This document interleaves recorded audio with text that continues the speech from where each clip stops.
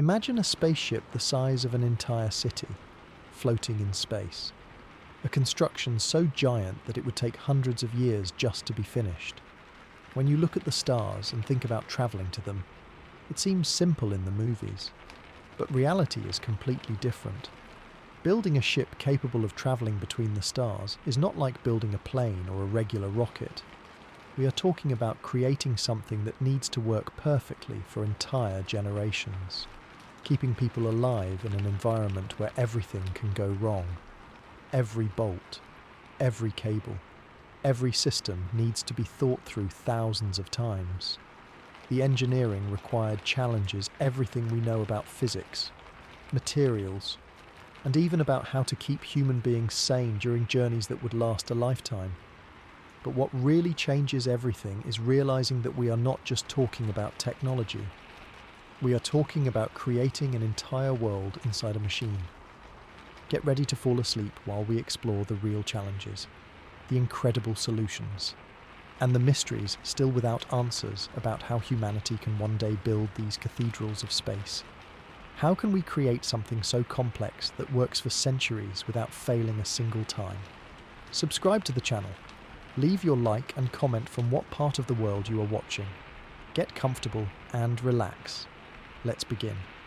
Have you ever looked up at the night sky and wondered what it would take to reach those distant stars? While science fiction makes interstellar travel seem straightforward, the reality is far more complex. When we talk about sending spacecraft to other star systems, we're facing challenges that go well beyond anything we've encountered in our solar system explorations. Conventional rocket propulsion, the technology that took humans to the moon and rovers to Mars, is fundamentally inadequate for interstellar travel. Chemical rockets work by burning fuel and ejecting the resulting hot gases to create thrust. This approach is extremely inefficient for interstellar distances because of what rocket scientists call the tyranny of the rocket equation. For every bit of extra speed you want, you need exponentially more fuel, and that fuel adds mass, which requires even more fuel to move. If we tried to reach even the closest star, Proxima Centauri, which is 4.2 light-years away, using chemical rockets, the amount of fuel required would be greater than the mass of the observable universe. A critical concept in understanding this challenge is specific impulse, essentially how efficiently a propulsion system uses fuel. Our best chemical rockets have a specific impulse that would mean a journey to Proxima Centauri would take tens of thousands of years. That's dozens of times longer than recorded human history. Scientists and engineers have proposed numerous alternative propulsion methods. Nuclear propulsion, which would harness the energy of nuclear fission or fusion, could provide significant improvements over chemical rockets. But even this technology would result in journey times of centuries or millennia. Nuclear pulse propulsion, a concept studied in the 1960s under Project Orion, proposed detonating nuclear bombs behind a spacecraft to push it forward. While theoretically capable of reaching a few percent of light speed, the technical, safety, and political obstacles are enormous. Solar sails represent another approach, using the slight pressure of sunlight to push thin, reflective sheets. While elegant in principle, conventional solar sails become ineffective beyond our solar system, where sunlight weakens dramatically. More ambitious concepts like the Breakthrough Starshot initiative propose using powerful ground-based lasers to accelerate tiny probes attached to light sails to 20% of light speed. Yet this approach only works for gram-sized payloads, not human-carrying vessels. Antimatter propulsion might seem promising, as matter-antimatter annihilation represents the most efficient energy release possible. However, the production challenges are staggering. With current technology, creating just 1 gram of antimatter would take longer than the age of the universe and cost trillions of dollars. Even with significant technological advances, antimatter production would likely remain extremely limited and inadequate for fueling large spacecraft. The theoretical Alcubierre warp drive has captured public imagination, as it could theoretically allow faster-than-light travel by warping space-time itself. However, such a drive would require exotic matter with negative energy density, something that may not exist in the quantities needed. Initial calculations suggested energy requirements equivalent to the mass of Jupiter converted entirely to energy, a quantity beyond anything humanity could harness in the foreseeable future. Ion drives and plasma propulsion systems, while highly efficient for in-solar system missions, still lack the thrust-to-weight ratio needed for interstellar journeys within human timescales. Fusion drives remain theoretical, with practical fusion power still eluding engineers on Earth, let alone in compact spacecraft engines. The breakthrough concepts that seem most promising all face a similar challenge: energy. Creating propulsion systems capable of reaching even a modest fraction of light speed requires energy on scales that human civilization has never managed. The energy required to accelerate a 1,000-ton spacecraft to just 10% of light speed exceeds the annual energy consumption of the entire planet. Then, there's the equally challenging problem of deceleration. Any practical interstellar mission must not only accelerate to high speed, but also slow down upon reaching its destination. This effectively doubles the propulsion challenge, requiring either enormous additional fuel reserves or some method of using the destination star system for braking. Interstellar missions also face the dilemma of diminishing returns on technology investment. A spacecraft launched today using the best available technology might eventually be overtaken by a mission launched decades later using more advanced propulsion. This creates an unsettling weight calculation.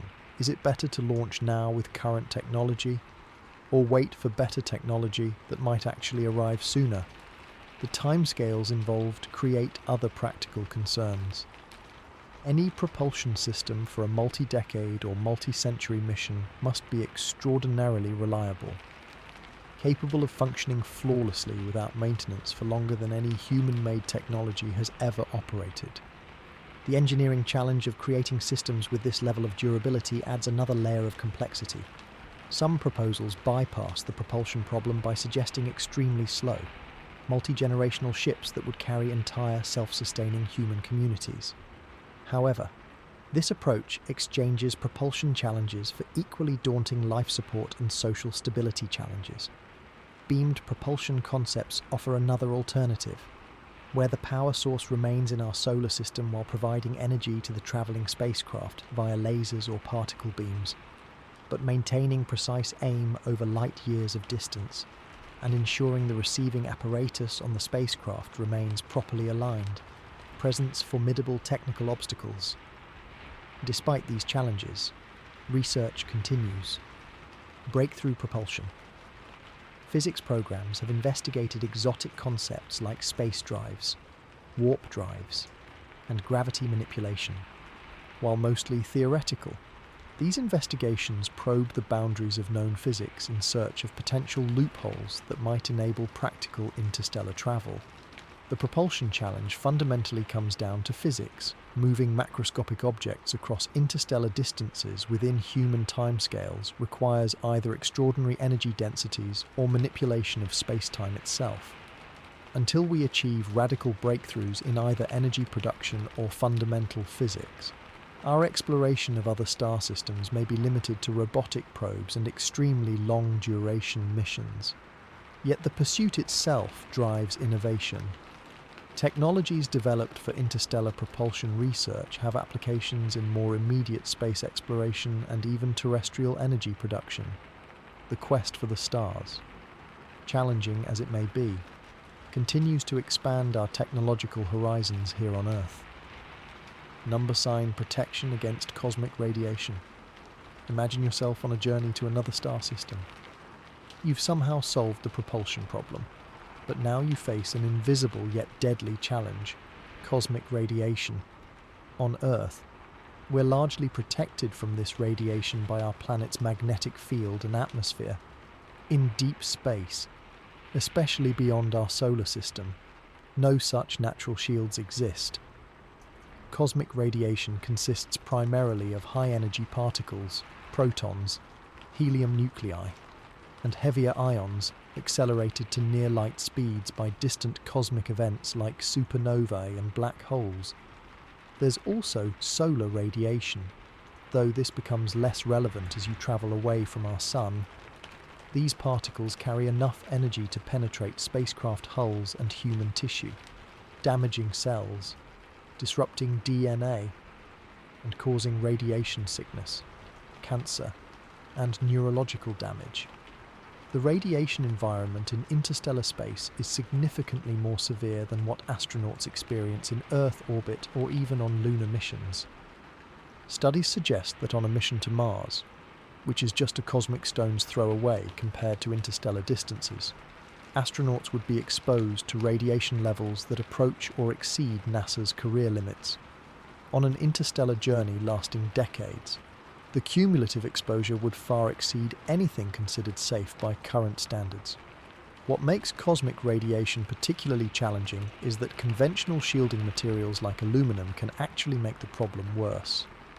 When high-energy cosmic rays strike aluminum, they can create a shower of secondary particles that may be even more damaging than the original radiation. It's like trying to stop a bullet, only to have it fragment into dozens of smaller, still harmful pieces. Water makes an excellent radiation shield because hydrogen atoms are particularly good at absorbing cosmic rays. Some spacecraft designs propose surrounding crew quarters with water tanks that would serve the dual purpose of radiation shielding and life support reserves. However, the mass of water needed for effective shielding is substantial, potentially many meters thick, adding considerable weight to the spacecraft and exacerbating the already difficult propulsion challenges. Another approach involves using hydrogen-rich plastics or composites that provide better protection per unit mass than metals. Materials like polyethylene have proven more effective than aluminum in laboratory tests. But even these improved materials would need to be extremely thick to provide adequate protection for long-duration missions, again adding significant mass to the spacecraft. Magnetic shields represent a more sophisticated approach, attempting to mimic Earth's natural protection. By generating a powerful magnetic field around the spacecraft, charged particles could be deflected away before they reach the hull or crew compartments. The challenges here are substantial.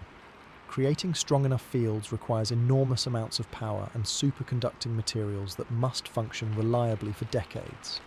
Current technology cannot yet produce spacecraft-scale magnetic shields powerful enough to deflect the highest energy cosmic rays, which carry such momentum that even strong magnetic fields barely alter their trajectories. Some researchers have proposed active shields using electrostatic charges to repel incoming particles, but these systems face similar power requirements and engineering challenges. Others suggest plasma shields, where ionized gas would serve as both a physical barrier and electromagnetic deflector. The radiation challenge extends beyond human health to electronics and materials. Computer systems, particularly memory and processor components, are vulnerable to radiation-induced errors. A stray cosmic ray striking a critical circuit could flip bits, corrupt data, or even permanently damage electronic components. This requires radiation-hardened electronics with extensive error checking and redundant systems, adding complexity, mass, and power requirements. Structural materials also degrade under constant radiation bombardment. Over decades of exposure, radiation can weaken molecular bonds in metals, plastics, and composites, potentially compromising the structural integrity of the spacecraft. Materials selected for interstellar missions would need to either resist radiation damage or be replaceable during the journey. Biological countermeasures offer another avenue of defense. Certain compounds may provide some radioprotective effects, and future advances in medicine might develop drugs that help cells repair radiation damage more effectively. Some researchers have even suggested more exotic approaches like genetically modifying humans for greater radiation resistance, though this raises profound ethical questions. The time factor compounds all these challenges. A shield that might be effective for a one-year mission becomes inadequate for a journey lasting decades.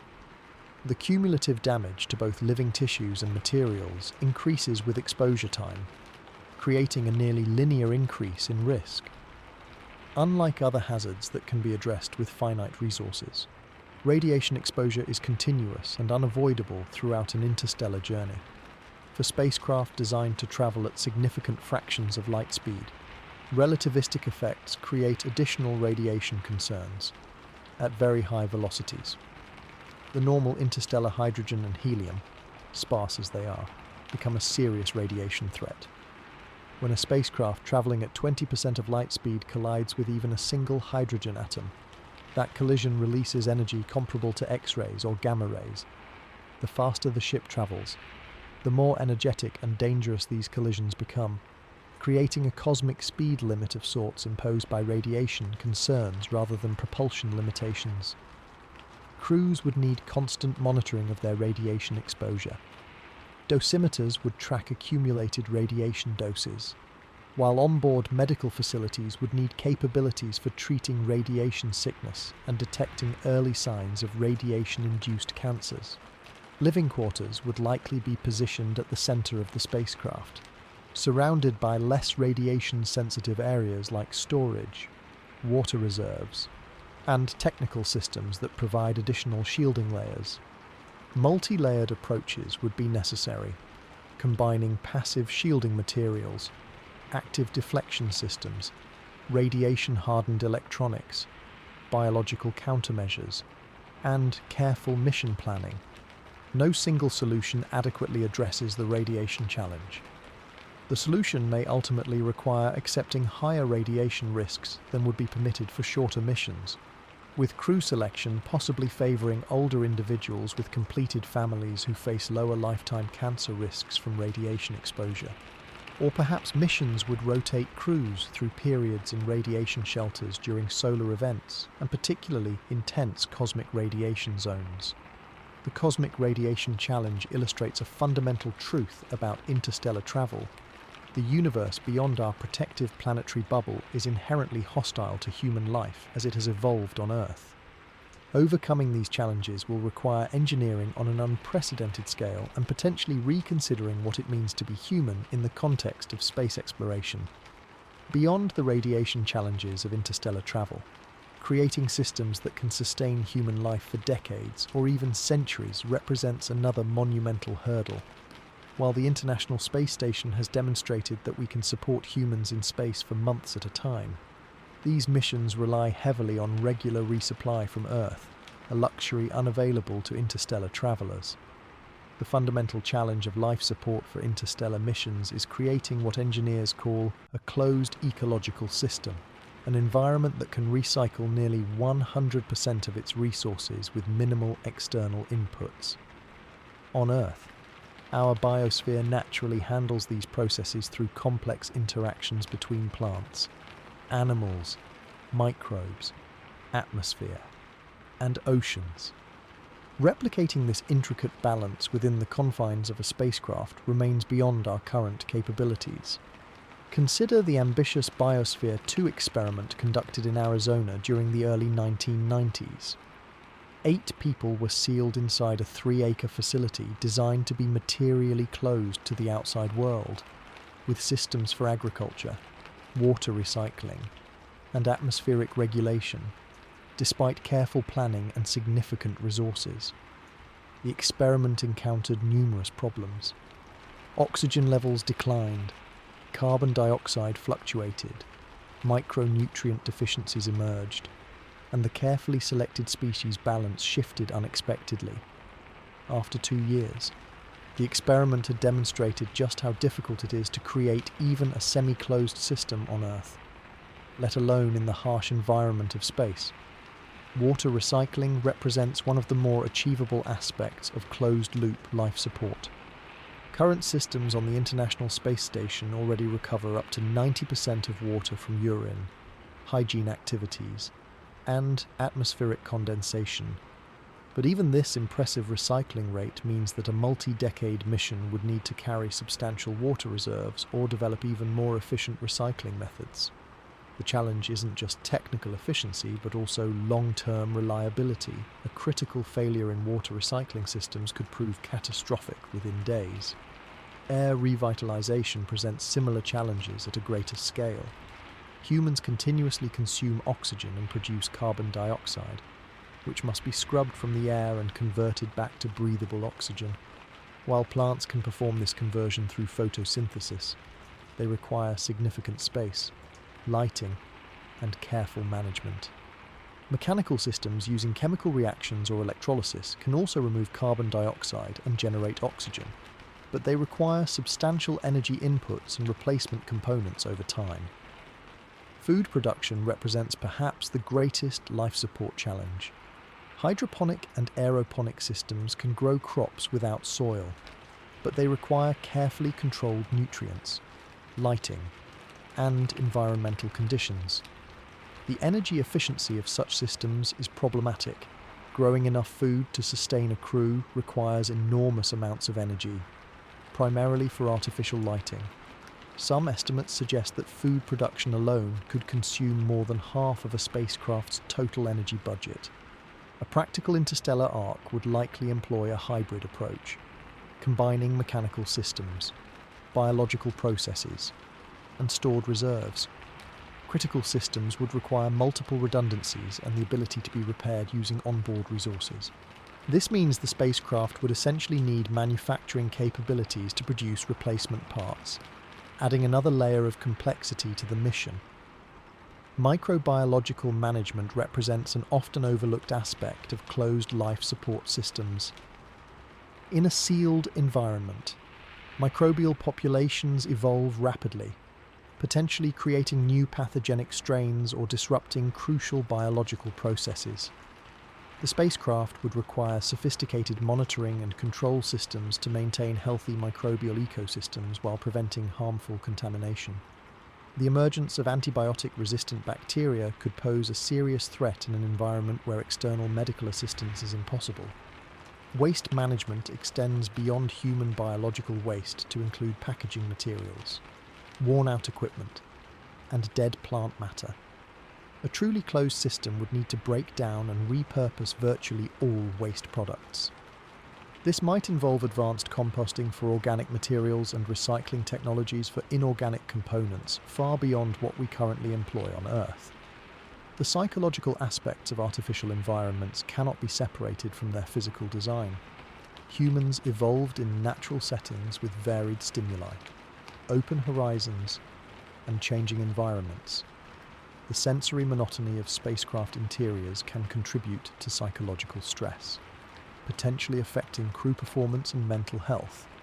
Life support systems must therefore address not just survival needs but also psychological well-being through careful design of living spaces, inclusion of plants and natural elements, and perhaps virtual reality technologies to provide sensory variety.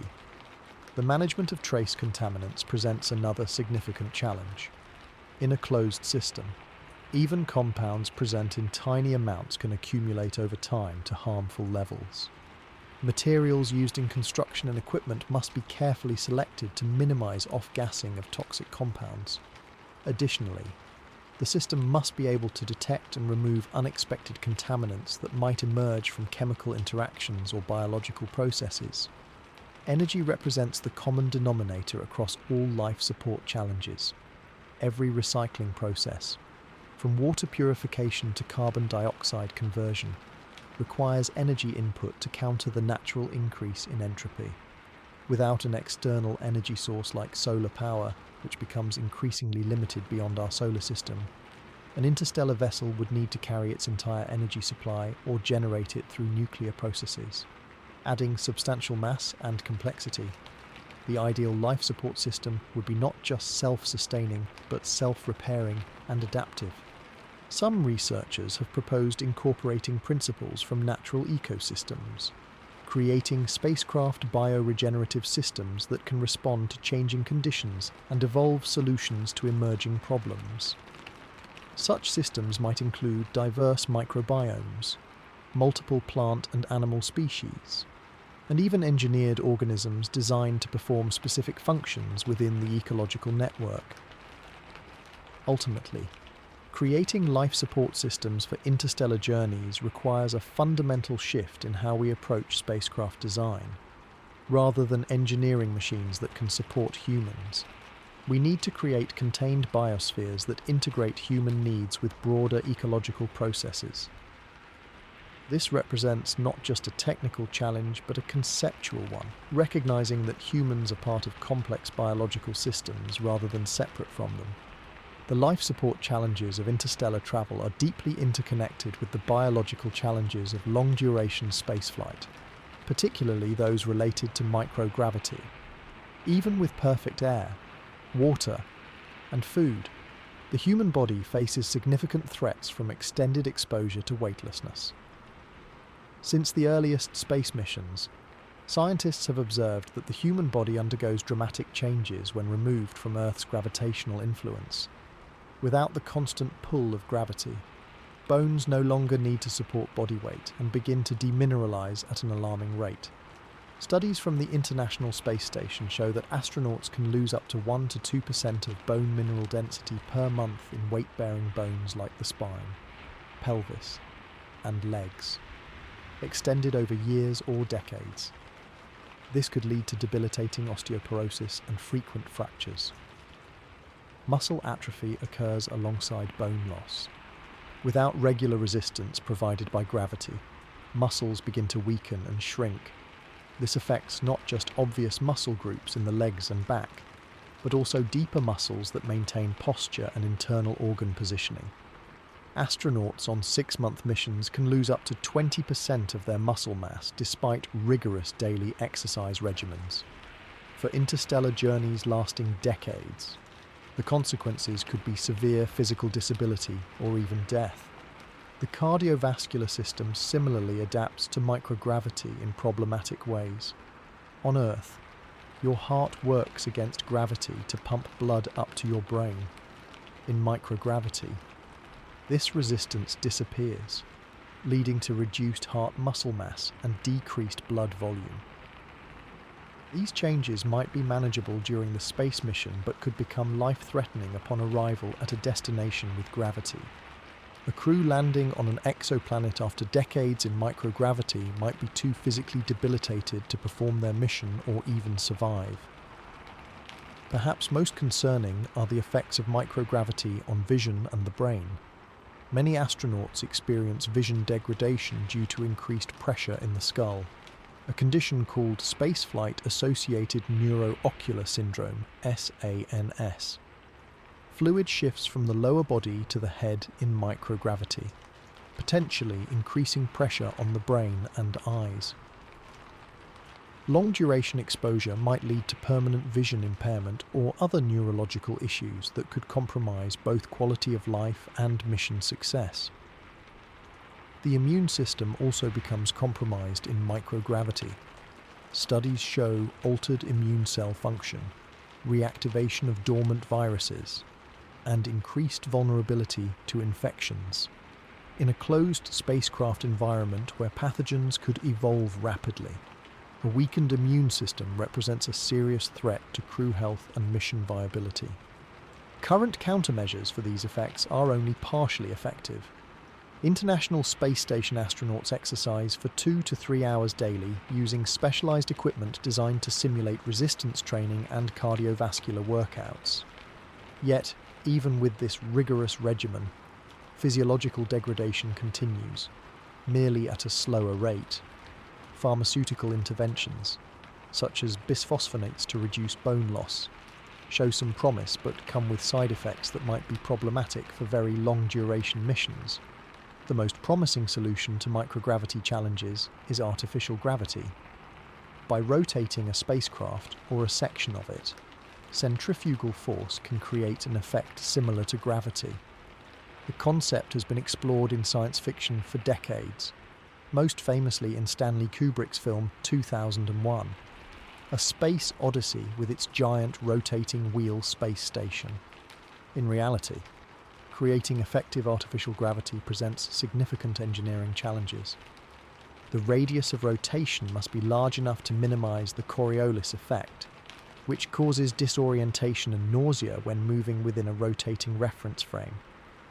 Most designs suggest a minimum radius of several hundred feet would be necessary for comfortable habitation, creating enormous structural challenges. Additionally, transitioning between rotating and non-rotating sections of a spacecraft introduces complex engineering and safety considerations. Partial gravity solutions might offer a compromise. Rather than attempting to replicate Earth's full gravitational pull, spacecraft could provide periodic exposure to partial gravity, perhaps through smaller rotating habitation modules or centrifuges large enough to accommodate a human body. Studies suggest that even intermittent exposure to artificial gravity might help mitigate some of the worst effects of microgravity. For multi-generational missions, the concerns extend far beyond adult health to reproduction and development. We have virtually no data on mammalian reproduction in space. Can conception occur normally in microgravity? Would embryonic development proceed correctly without gravitational cues? Would children born in space develop the musculoskeletal strength needed to ever visit a planetary surface? These questions remain almost entirely theoretical, as no space agency has conducted comprehensive reproductive studies in orbit. Some animal experiments suggest cause for concern. Studies with rats and other organisms show developmental abnormalities in microgravity that might translate to human reproduction. Without extensive research, sending humans on missions that might span generations could be considered ethically questionable, as it might subject unborn generations to unknown and potentially severe health risks. The microgravity challenge creates a paradox for interstellar travel. The enormous distances involved push designers toward multi-generational missions. Yet these very missions face the greatest uncertainties regarding human physiology and development. A spacecraft designed to reach another star system in several centuries would need to support not just the original crew, but potentially dozens of subsequent generations, each facing the cumulative effects of microgravity. Even more concerning is the potential for evolutionary adaptation over multiple generations. Natural selection might favour physiological traits better suited to microgravity, reduced bone density, different muscle fibre compositions, or altered cardiovascular systems. While this might improve quality of life aboard the spacecraft, it could render descendants incapable of surviving in planetary gravity. The crew that eventually reached the destination star system might be physiologically incapable of completing their ancestors' mission of planetary exploration or colonization. Beyond the physiological challenges of long-term spaceflight, the very materials and structures that would comprise an interstellar vessel face extraordinary demands. The spacecraft would need to maintain structural integrity and functionality not just for years or decades, but potentially for centuries, far longer than any human-made structure has ever been required to operate without maintenance or replacement. The interstellar environment presents a unique combination of hazards that conventional materials simply aren't designed to withstand. In the vacuum of space, materials behave differently than on Earth. Without atmospheric protection, ultraviolet radiation, X-rays, and gamma rays bombard the spacecraft continuously, breaking down molecular bonds in many materials. Polymers and composites can become brittle, metals can become embrittled, and coatings can degrade, losing their protective properties. Temperature extremes pose another significant challenge. Depending on its orientation relative to nearby stars, different parts of an interstellar spacecraft might experience temperatures ranging from hundreds of degrees above zero to nearly absolute zero. These thermal cycles create expansion and contraction that stress joints and seams, eventually leading to material fatigue and failure. Materials that perform well at room temperature often become problematic at extreme cold or heat, losing strength or becoming too brittle. Perhaps most concerning are micrometeoroids and interstellar dust. While space is often thought of as empty, it contains countless tiny particles travelling at enormous relative speeds. A speck of dust just 1 millimetre across. When encountered at a relative velocity of tens of thousands of miles per hour, carries kinetic energy comparable to a bullet. Over decades of travel through interstellar space, a spacecraft would encounter countless such particles, each capable of causing localized damage that could gradually compromise the vessel's integrity. Traditional spacecraft shielding approaches like the Whipple shield, which uses sacrificial outer layers to break up incoming particles before they reach the pressure hull, may be insufficient for the extended timeframes of interstellar missions. Instead, engineers envision multi-layered protection systems that might include layers of different materials optimized to absorb or deflect different types of impacts. Self-healing materials represent one of the most promising approaches to long-term structural integrity. Inspired by biological systems like human skin that can repair damage, these materials contain microcapsules of repair agents that are released when the material is damaged, flowing into cracks and hardening to restore structural integrity. More advanced versions might incorporate vascular networks similar to blood vessels, allowing repair agents to be transported to damaged areas from central reservoirs. The field of biomimetics, drawing inspiration from natural systems, offers other potential solutions. Spider silk, for example, combines remarkable strength with flexibility and is produced at ambient temperatures, qualities that might be replicated in synthetic materials for spacecraft applications. Similarly, the microstructure of abalone shells, which provides exceptional toughness through a brick-and-mortar arrangement of hard and soft materials, might inform the design of impact-resistant spacecraft hulls. Material selection for an interstellar craft involves complex trade-offs between mass, strength, radiation resistance, thermal properties, and longevity. Advanced carbon composites offer excellent strength-to-weight ratios but may degrade under radiation exposure. Certain metal alloys resist radiation damage but add significant mass. Ceramic materials withstand heat well but tend to be brittle. No single material excels in all necessary properties, suggesting that interstellar craft would require carefully engineered combinations of materials, each optimized for specific functions.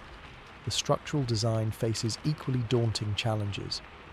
The spacecraft must be rigid enough to maintain alignment of critical systems during acceleration and maneuvering, yet flexible enough to absorb impacts and thermal stresses without catastrophic failure. Modular designs might allow damaged sections to be isolated or even jettisoned if necessary, preserving the integrity of the whole vessel. Redundancy becomes a central principle for any interstellar craft. Critical structural elements would need multiple backups, and the overall design would likely incorporate distributed rather than centralized support systems, ensuring that no single failure point could compromise the entire structure. This approach mimics biological systems, which typically feature redundant pathways and functions to maintain overall system integrity despite localized damage. The relationship between structure and function becomes particularly important for deployable systems like radiators, solar arrays, or communication antennas.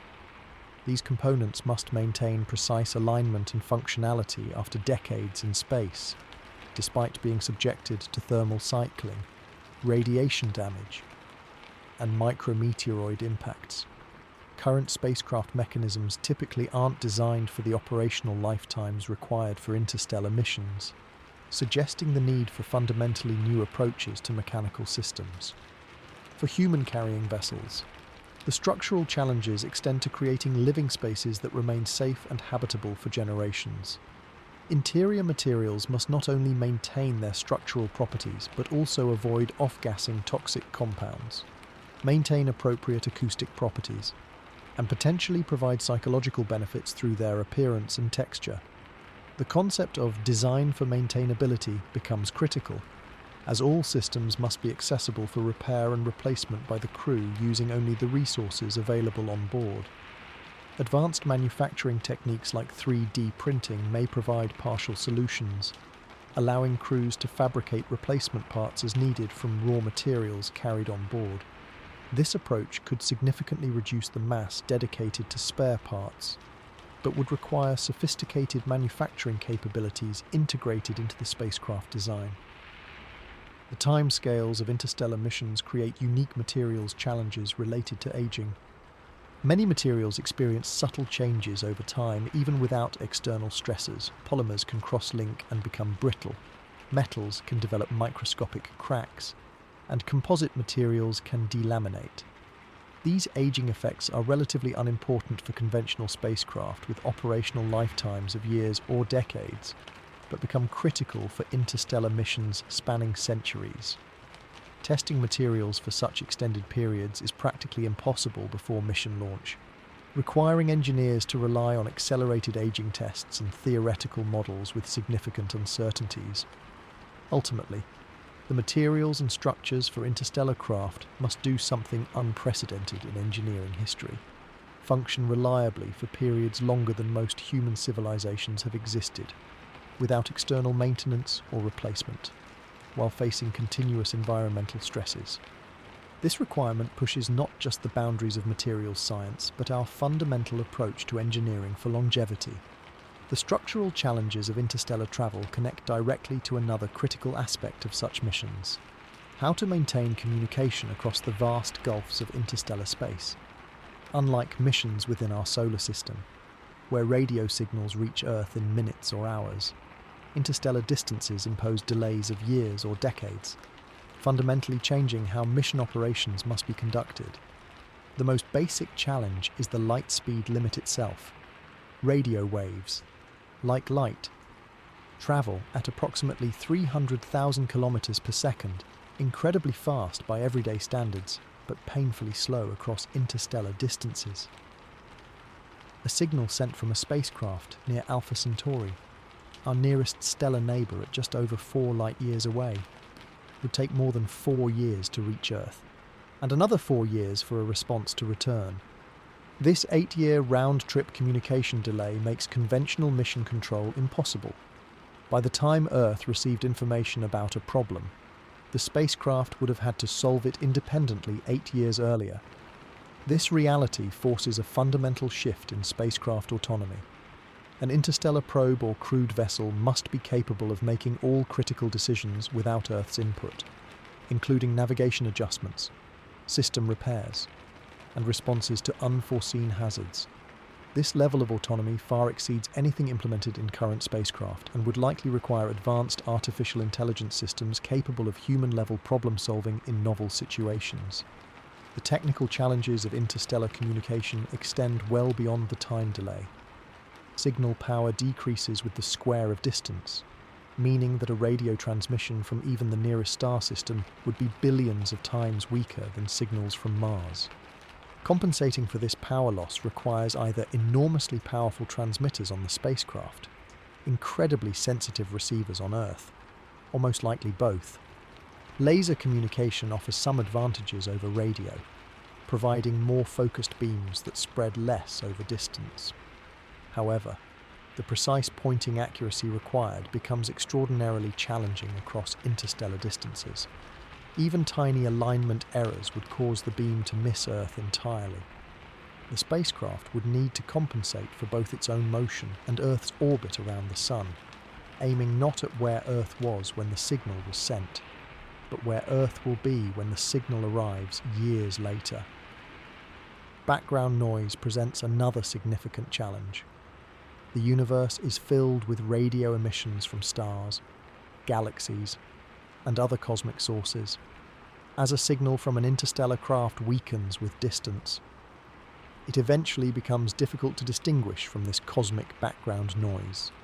Advanced signal processing techniques, including error correction codes and repeated transmissions, would be essential to extract meaningful data from the faint signals received.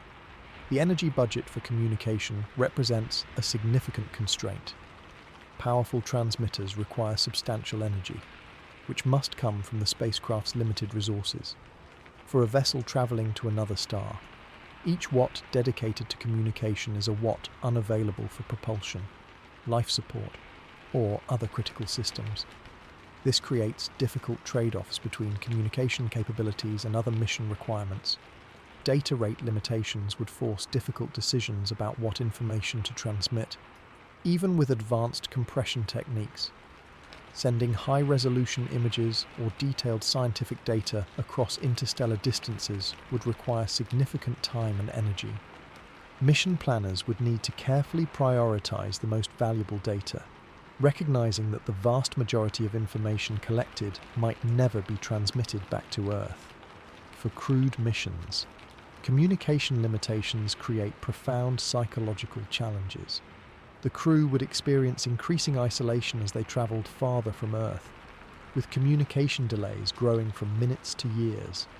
Messages from family members would describe events long past, creating a growing temporal disconnect between the travelers and those left behind. Children born after the mission's launch might be adults with their own children by the time their messages reach the spacecraft. This communication gap would likely contribute to a sense of separation and eventually the development of a distinct culture aboard the spacecraft. The communication architecture for an interstellar mission would likely include multiple redundant systems operating across different frequencies and modalities. High-gain directional antennas would focus signal power toward Earth, while omnidirectional antennas might provide backup capabilities in case of pointing failures. Optical communication systems using powerful lasers would offer high bandwidth for data transmission, complemented by lower bandwidth radio systems with greater tolerance for alignment errors. For multi-generational missions, the communication challenges extend to cultural and linguistic dimensions. Language evolves over generations, and technical terminology for spacecraft systems might shift over time, potentially creating ambiguities in critical communications. Careful documentation and education systems would be needed to maintain communication coherence across generations both on the spacecraft and on Earth. The interstellar communication challenge connects to broader questions about mission purpose and human connection. A one-way probe might send data for decades before falling silent, leaving generations of scientists to interpret its findings. A generation ship might maintain cultural connection with Earth for the first decades of travel, but eventually develop an independent identity as communication becomes increasingly asynchronous and irrelevant to daily life aboard the vessel. Advanced civilizations might develop technologies that circumvent some of these limitations, such as quantum entanglement communication, though current physics suggests this cannot transmit information faster than light. Without such breakthroughs, interstellar travelers would need to accept a fundamental disconnection from Earth, relying primarily on the knowledge, resources, and community contained within their vessel as they journey between stars. The communication challenges of interstellar travel highlight just how different such missions would be from conventional spaceflight. Closely related to these challenges is the fundamental problem of navigation, how a spacecraft would determine its position and maintain its course across the vast emptiness between stars. Unlike ships on Earth's oceans that can use landmarks, stars, DOT, or GPS systems, an interstellar vessel faces a navigation challenge of unprecedented complexity. The scale alone creates extraordinary difficulties.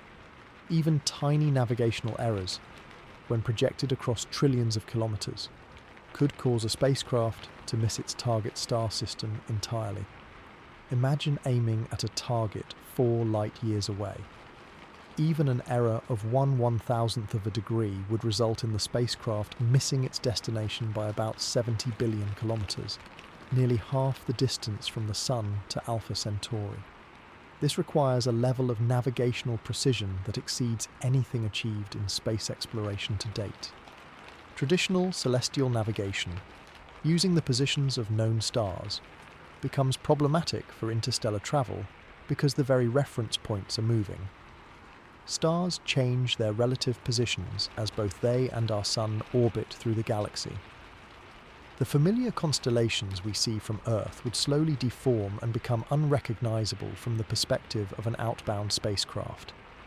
The navigational charts would need to account for these changes, effectively creating a 4-dimensional map that includes how the stellar landscape will change over the decades or centuries of travel. To achieve the required precision, interstellar navigation would likely rely on extremely distant objects as reference points. Quasars, the incredibly bright centers of distant galaxies powered by supermassive black holes, remain effectively fixed in position due to their immense distances from Earth.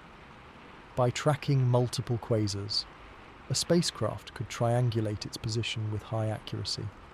This technique, called Very Long Baseline Interferometry, is already used by astronomers to pinpoint locations in space, but implementing it on an autonomous spacecraft would require significant advances in computing and sensor technology.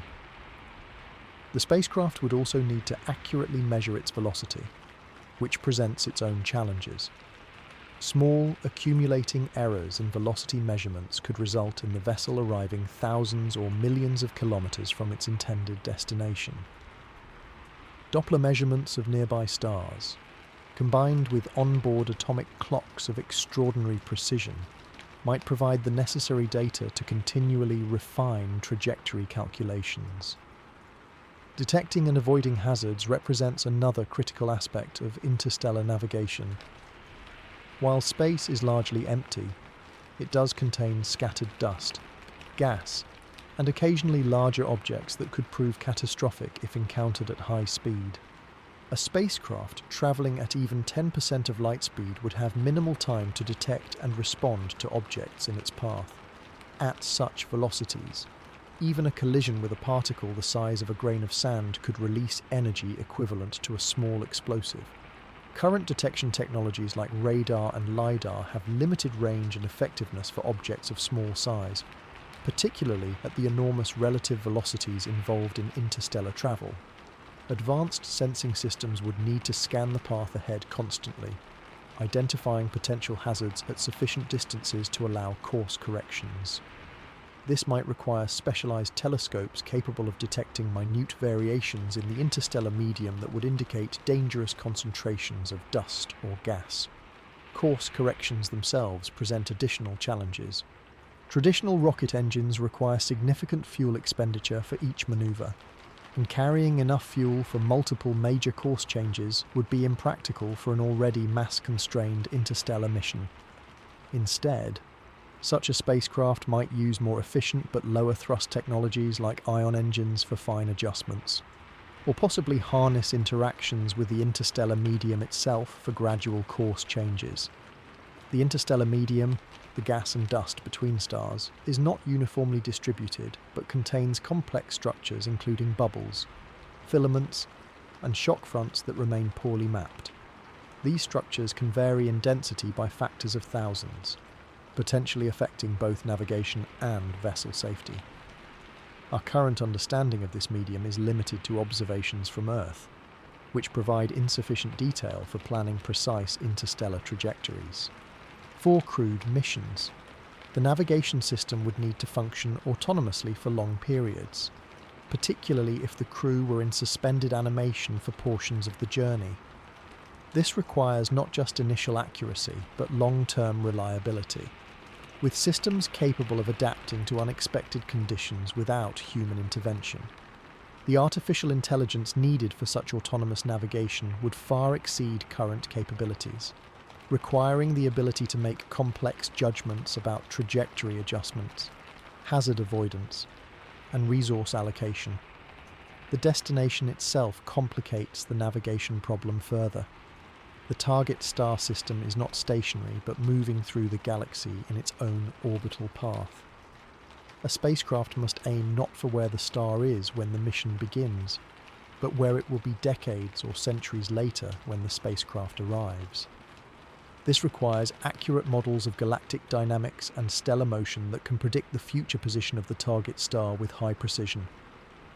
Upon approaching the destination star system, the navigation challenges shift from maintaining course through relatively empty interstellar space to maneuvering within a complex gravitational environment containing planets, moons, asteroids, and other objects. The spacecraft would need to transition from interstellar navigation systems to local navigational capabilities, possibly deploying advanced probes to map the target system before committing to a final approach trajectory.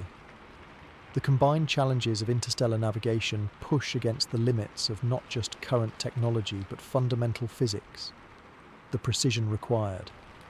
the distances involved, and the need for autonomy and reliability over decades create a navigational problem unlike anything humanity has solved before.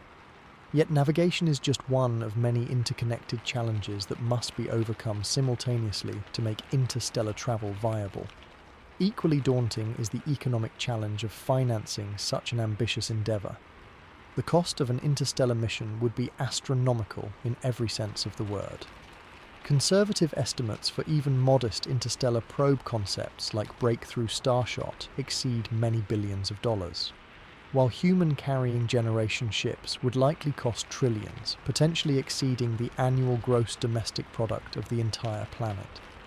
This extraordinary cost stems from multiple factors. First is the sheer scale of the infrastructure required.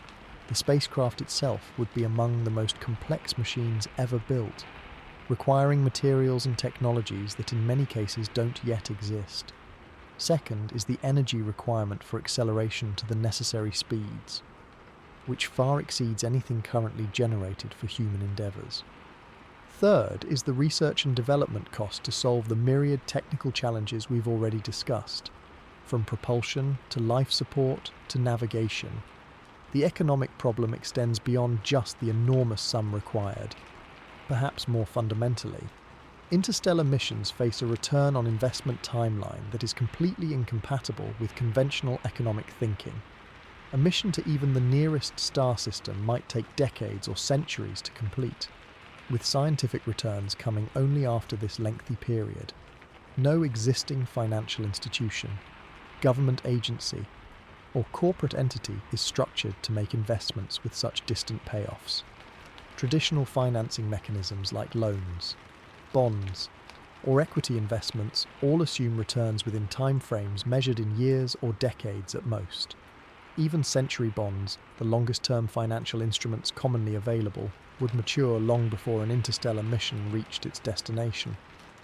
This temporal mismatch between investment and return creates a fundamental economic barrier that can't be solved through conventional financing approaches.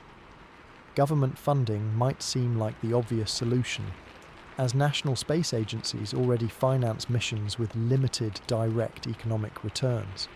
However, even government programs typically operate on timescales aligned with election cycles or at most generational planning horizons. An interstellar mission would need stable funding commitments spanning many human generations and potentially multiple rises and falls of nations and political systems. The history of large-scale, long-term scientific projects on Earth doesn't provide much encouragement. Even relatively modest multi-decade projects like particle accelerators or large telescopes frequently face funding cuts, delays, or cancellation as political priorities shift. The International Space Station, despite its success, required constant political maintenance to sustain funding across multiple administrations in multiple countries. An interstellar mission would require political commitment orders of magnitude more stable than anything previously achieved. Some have proposed alternative funding mechanisms like endowments, large pools of capital invested to generate ongoing income to fund the mission over time. However, the scale required would be unprecedented. An endowment generating enough annual income to sustain a major interstellar program might need initial capital equivalent to a significant fraction of global wealth, raising questions about opportunity cost and resource allocation. The opportunity cost issue is particularly thorny. Resources dedicated to interstellar exploration, not just financial capital, but also human talent, rare materials, and research capacity are resources not available for addressing immediate human needs like poverty, disease, or environmental degradation. This creates difficult ethical questions about prioritization across both present needs and potential future benefits. Resource constraints extend beyond money to physical materials.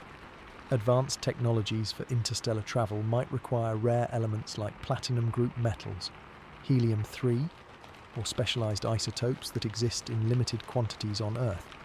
Acquiring sufficient amounts of these materials could drive prices to prohibitive levels or even exceed available global supplies, creating hard physical limits to what can be built regardless of available funding. the economic model for interstellar missions might require fundamental innovations in how we conceptualize investment and return. Some have proposed treating such missions as multi-generational cultural projects more akin to medieval cathedrals than conventional infrastructure investments. These structures took decades or centuries to complete, with funding mechanisms that spanned generations and returns measured in cultural and spiritual rather than financial terms. Others suggest that only after achieving post-scarcity economics through advanced automation, fusion energy, or other transformative technologies would interstellar travel become economically viable. In such scenarios, the relative cost might become manageable once energy and material constraints are dramatically reduced through technological advancement. Alternative approaches might include incremental programs where early phases generate shorter-term returns that help fund later stages. For example, technologies developed for interstellar precursor missions might find commercial applications in near-Earth space, generating revenue to support ongoing research. Solar system resource utilization could eventually provide the industrial base and wealth needed to contemplate true interstellar capabilities. Regardless of the approach, the economic hurdles to interstellar travel may prove as challenging as the technical ones. Our economic systems have evolved to handle transactions and investments within human lifetimes, not multi-century endeavours with uncertain returns. Creating economic frameworks capable of supporting interstellar ambitions may require reimagining fundamental aspects of how we allocate resources across time and how we value long-term, speculative efforts against immediate, tangible needs. The economic challenges of interstellar travel might be partly addressed through technologies that could dramatically reduce the human cost of such lengthy journeys.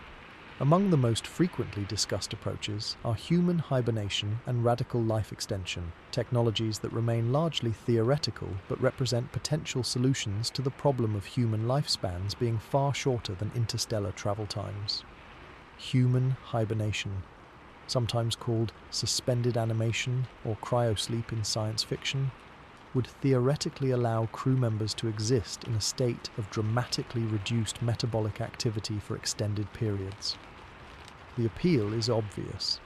Hibernating crew would require minimal life support resources, experience no psychological stress from the journey's duration, and could potentially arrive at the destination as young and healthy as when they departed. Regardless of the trip's length, natural hibernation in animals provides some biological precedent. Bears, ground squirrels, and certain other mammals can reduce their metabolic rates by up to 75%, lower body temperatures significantly, and survive months without food or water. However, human physiology lacks these natural hibernation mechanisms, and attempting to artificially induce similar states faces enormous challenges. Current medical technology has achieved limited success with therapeutic hypothermia, where body temperature is lowered by a few degrees to reduce metabolism and improve outcomes after cardiac arrest or traumatic brain injury. However, this technique can only be safely maintained for days, not the years or decades required for interstellar travel. The gap between current capabilities and true long-term hibernation remains vast. Cryonics, the practice of freezing human bodies or brains after death in hopes of future revival, highlights some of the fundamental biological challenges. When water freezes, it forms ice crystals that physically damage cell structures. Current cryopreservation uses vitrification techniques with cryoprotectant chemicals to create a glass-like frozen state rather than crystalline ice. But even this approach causes significant cellular damage and is currently irreversible.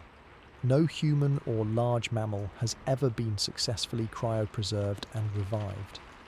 The challenges extend far beyond simply avoiding ice crystal formation. The human body is not designed to suspend and restart its processes. Extended metabolic suspension would likely lead to muscle atrophy, bone demineralization, cardiovascular deconditioning, and immune system deterioration. The brain, with its exquisitely complex network of neural connections, might be particularly vulnerable to any disruption in blood flow, oxygenation, or nutrient delivery. even if the technical challenges could be overcome. The psychological impacts of long-term hibernation remain unknown. Would memories remain intact after decades of neural inactivity? How would personality and identity be affected? The continuity of consciousness that we take for granted might be fundamentally disrupted by extended periods of suspended animation. An alternative approach involves not suspending metabolism, but rather extending human lifespans dramatically. If humans could live for centuries or millennia rather than decades, interstellar journeys might be completed within a single lifetime, eliminating the need for suspended animation or generational ships. Research into life extension has made modest progress in recent decades. Studies in various organisms from yeast to mice have identified genetic pathways that influence aging, and interventions like caloric restriction have demonstrated life extension effects in multiple species. Companies and research institutions are actively investigating compounds like rapamycin, metformin, and NAD plus precursors that might slow aspects of the aging process. However, current approaches offer at best modest gains in lifespan or health span, perhaps adding years or decades, not the centuries needed for interstellar travel. Fundamental biological constraints may limit how far these approaches can go. Human cells face limitations like telomere shortening, accumulation of cellular damage, and epigenetic drift that aren't easily addressed by current interventions. More radical approaches to life extension might include comprehensive genetic engineering to enhance cellular repair mechanisms, artificial organs or organ regeneration to replace aging body parts, or even mind uploading, transferring human consciousness to non-biological substrates not subject to biological aging. While theoretically possible, according to some researchers, these approaches remain highly speculative and raise profound questions about identity and what constitutes human life. The practical implementation of hibernation or life extension technologies for interstellar missions would face additional challenges beyond the basic science. The systems would need extraordinary reliability, functioning perfectly for decades or centuries without maintenance from active humans. For hibernation, monitoring systems would need to detect and correct any deviations in the hibernation state, potentially waking crew members if critical problems arose. The energy requirements for maintaining hibernation chambers or supporting life extension technologies would need to be factored into the spacecraft's overall energy budget. Cryogenic systems, if used, would require continuous cooling power, while life extension approaches might require ongoing medical interventions or biological support systems. The ethical dimensions of these technologies add another layer of complexity. Would the first humans to use long-term hibernation be genuinely informed volunteers, given that the risks could not be fully known in advance? Would genetically engineered, extremely long-lived humans remain psychologically human in meaningful ways? The consent of future generations becomes particularly problematic when the technologies themselves might fundamentally alter human experience. Despite these challenges, hibernation and life extension research continues, driven not just by space exploration needs, but by medical applications on Earth. Therapeutic hypothermia advances might eventually lead to short-term suspended animation useful for emergency medicine, while life extension research has obvious applications for treating age-related diseases. These Earth-based applications might eventually provide the stepping stones toward the more advanced capabilities needed for interstellar travel, whether through hibernation, life extension, or some combination of approaches. Addressing the mismatch between human lifespans and interstellar travel times remains one of the most fundamental challenges of venturing beyond our solar system. These technologies intersect directly with the psychological and sociological challenges that crews would face during such missions. Even with hibernation or life extension technologies, interstellar missions would subject humans to psychological and social conditions unlike anything experienced in our evolutionary history. The combination of extreme isolation, confinement, limited social contacts, and the knowledge that Earth, indeed, the entire solar system lies unreachably far away creates a psychological environment with no true precedent in human experience. Our best analogues come from extended missions in environments like Antarctica, nuclear submarines, or the International Space Station, but these fall far short of the isolation experienced on an interstellar journey. Crew members on the International Space Station can see Earth below them, communicate with mission control in real time, and know that emergency return is possible within hours. Submariners typically deploy for months, not decades, and maintain regular communication with their command structure. Even winter-over teams in Antarctica experience isolation measured in months, with the knowledge that the season will end and connections will be restored. By contrast, an interstellar crew would face isolation measured in decades or centuries, with no possibility of rescue or return once the journey began. Communication delays would stretch from minutes to years as the distance from Earth increased. The psychological impact of knowing that everyone you left behind on Earth is aging, changing, or dying while communication becomes increasingly delayed and irrelevant would create a unique form of existential isolation. Confinement within the limited physical space of a spacecraft compounds these psychological stressors. Humans evolved in open environments with changing scenery, weather, and sensory experiences. The unchanging artificial environment of a spacecraft, no matter how well designed, would lack the sensory richness and variety that human psychology seems to require. Studies in isolated environments show that sensory monotony can contribute to depression, irritability, cognitive impairment, and sleep disturbances. The social environment aboard an interstellar vessel would create additional challenges. A small group of people would interact continuously for years or decades, with no opportunity to expand their social circle or take breaks from difficult relationships. Interpersonal conflicts that might be manageable in normal settings could become significantly magnified under these conditions, potentially threatening crew cohesion and mission success. NASA and other space agencies have conducted extensive research on crew compatibility for long-duration missions, developing sophisticated selection criteria and training programs. However, even the most carefully selected crews experience interpersonal tensions during 6-month missions on the International Space Station. Extending this time frame to decades introduces entirely new dimensions to the challenge. For missions lasting multiple generations, the social dynamics become even more complex.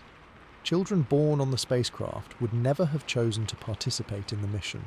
Their purpose and identity would be inherited rather than selected. As they mature, they might question or reject the mission goals established by the founding generation, creating potential for intergenerational conflict that could threaten the entire endeavour. Governance structures would need to evolve over time to accommodate changing crew demographics and needs. Initial command hierarchies designed for the launch phase might prove inappropriate for later stages of the mission when the original commanders have aged or died.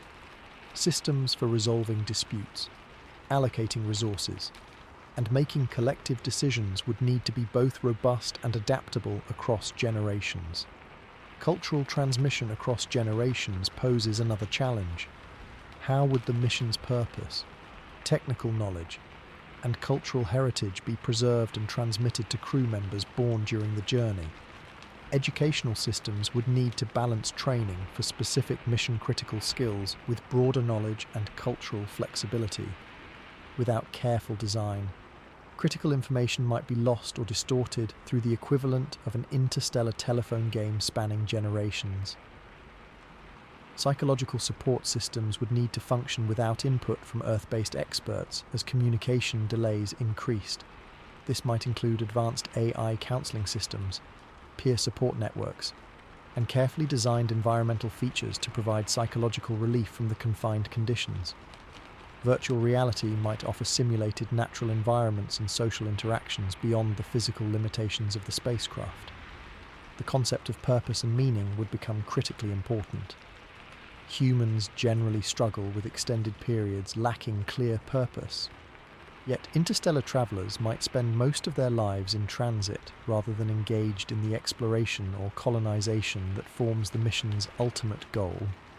Creating meaningful work, art, research, and social roles within the journey itself would be essential for psychological health.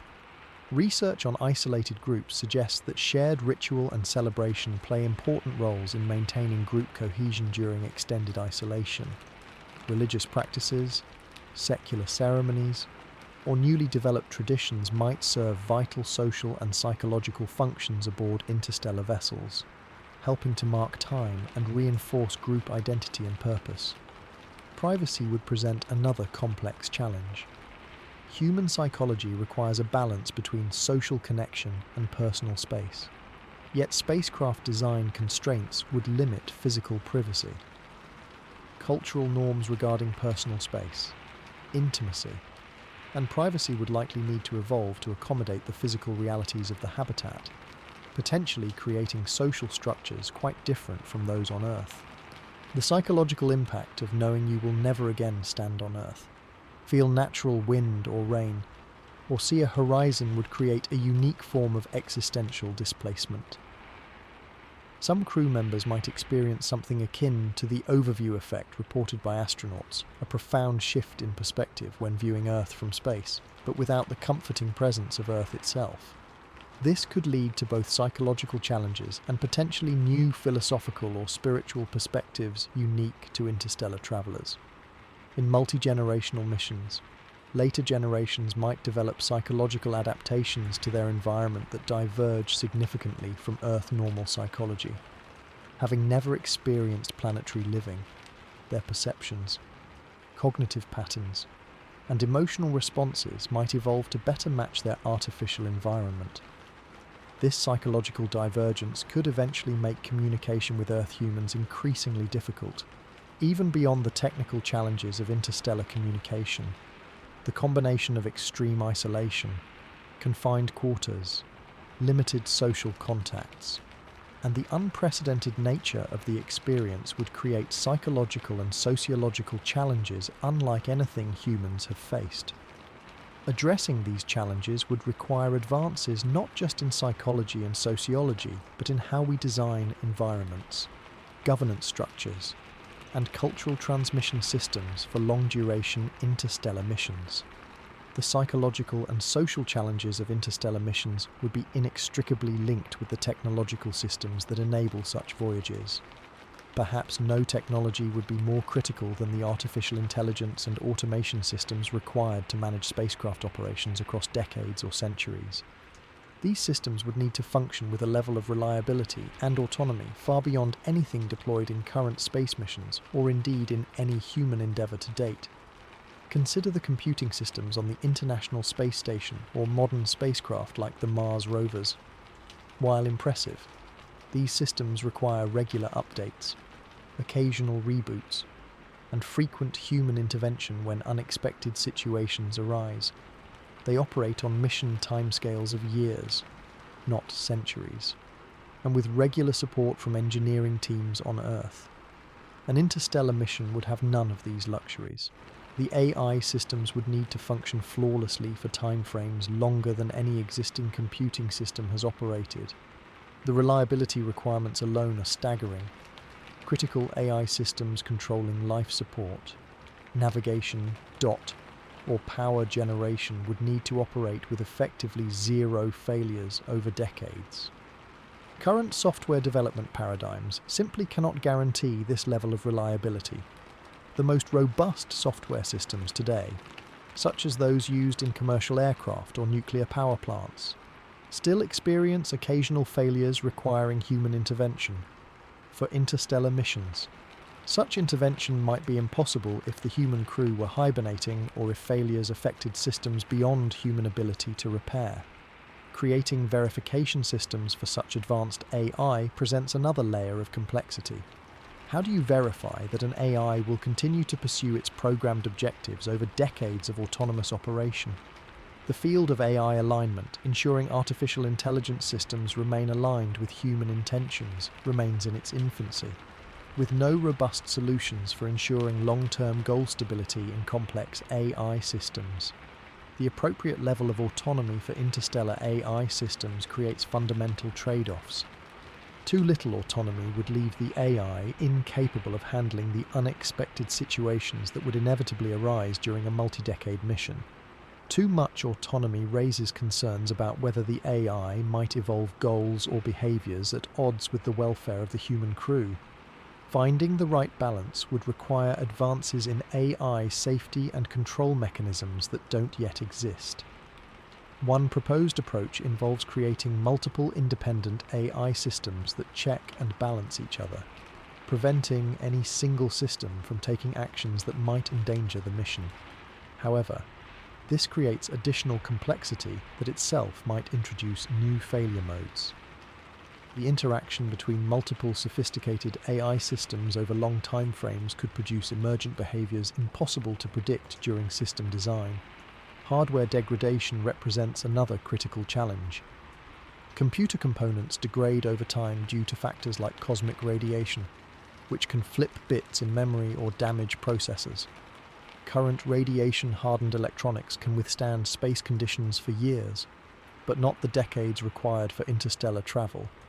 This suggests the need for self-repairing hardware or massive redundancy with the ability to manufacture replacement components during the mission. Software obsolescence poses an equally significant problem. Software systems designed today would be considered primitive by the standards of even a few decades from now. An interstellar mission launched with current generation AI would be using woefully outdated technology by the time it reached another star system.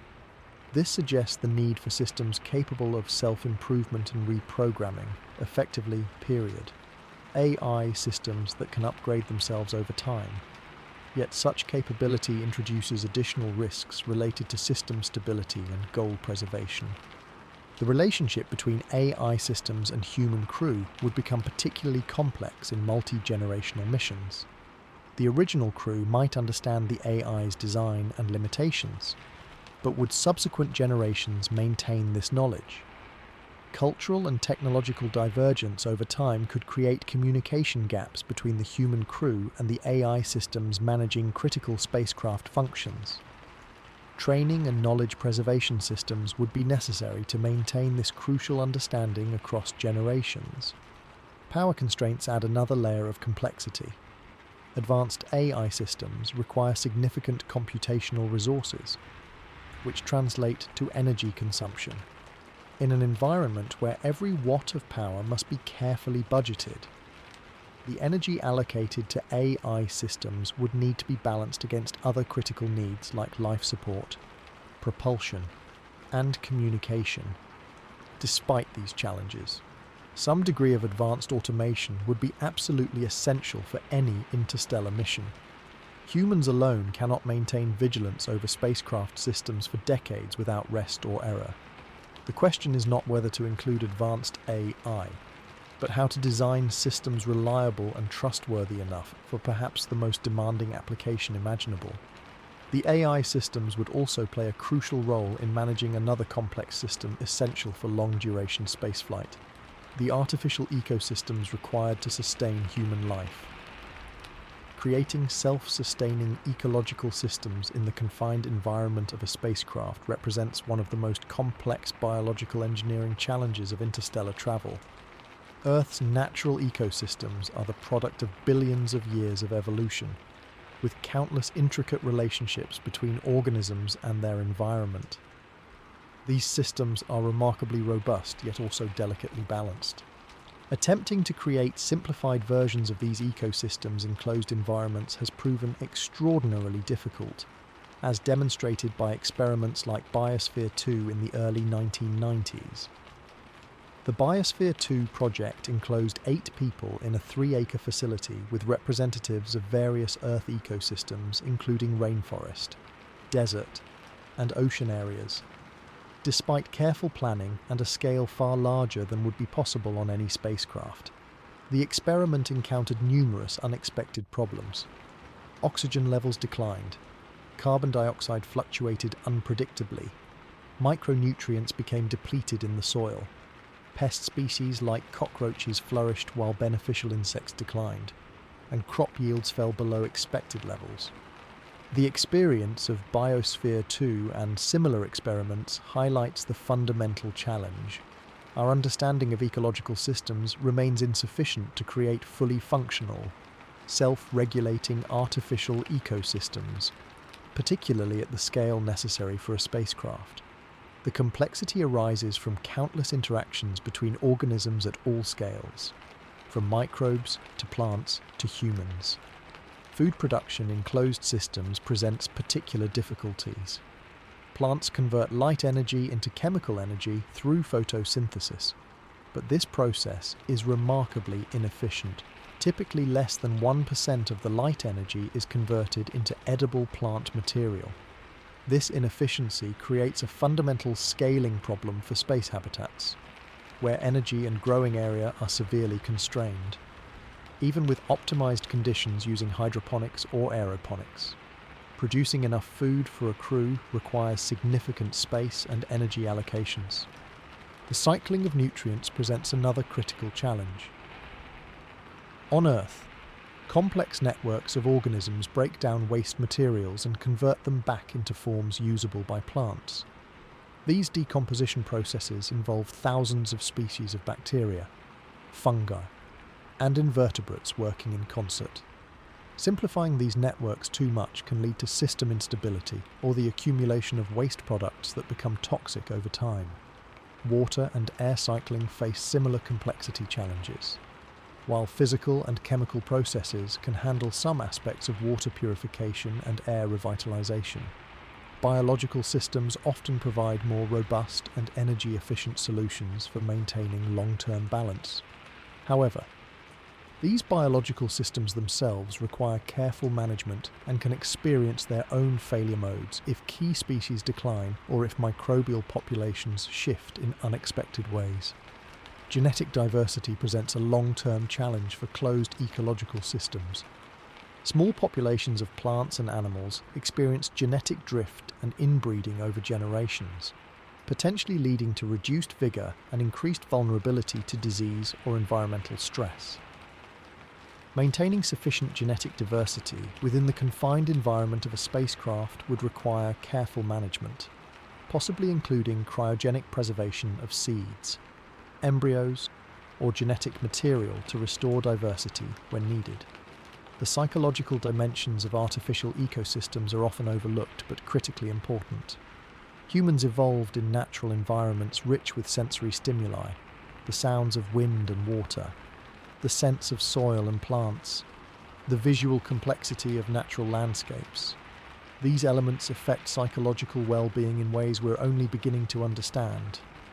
Artificial ecosystems on spacecraft would need to provide not just physical life support, but also psychological nourishment through carefully designed interactions between humans and other living systems. Stability over time represents perhaps the greatest challenge for space-based ecosystems. Earth's biosphere maintains relative stability through enormous diversity and geographic scale. Disturbances in one area can be buffered by stability elsewhere. A spacecraft ecosystem would have no such buffers. Minor imbalances could potentially cascade into system-wide failures over the decades of an interstellar mission. Technological approaches to address these challenges might include hybrid systems combining traditional mechanical life support with biological components optimized for space applications. Rather than trying to recreate Earth's ecosystems in miniature, engineers might design purpose-built ecological systems using organisms specially selected or engineered for space habitats. These might include extremophile microbes adapted to unusual conditions, plants bred for maximum nutritional output in minimal space, and specialized decomposer organisms that efficiently process human and plant waste. Artificial intelligence would likely play a crucial role in monitoring and managing these ecological systems, detecting subtle shifts in chemical balances or population dynamics that might indicate developing problems. The integration of biological and technological systems, sometimes called a techno-ecological approach, might provide more robust solutions than either approach alone. Despite the enormous challenges, creating functional artificial ecosystems remains essential for any long-duration human presence beyond Earth. While stored supplies might sustain a crew for months or years, only self-regenerating biological systems can provide indefinite support without resupply. The development of such systems has applications far beyond interstellar travel, potentially contributing to more sustainable living on Earth through improved understanding of ecological dynamics and closed-loop resource management. The development of artificial ecosystems intersects with another frontier of science that could profoundly impact interstellar travel possibilities: genetic engineering for space adaptation. As we've discussed the challenges of creating environments suitable for humans in space, we might also consider the inverse approach, adapting humans to better survive the harsh realities of space environments. The human body evolved over millions of years specifically for conditions on Earth, its gravity, radiation levels, atmospheric composition, day-night cycles, and microbial environment. Space presents dramatically different conditions that our bodies aren't equipped to handle naturally.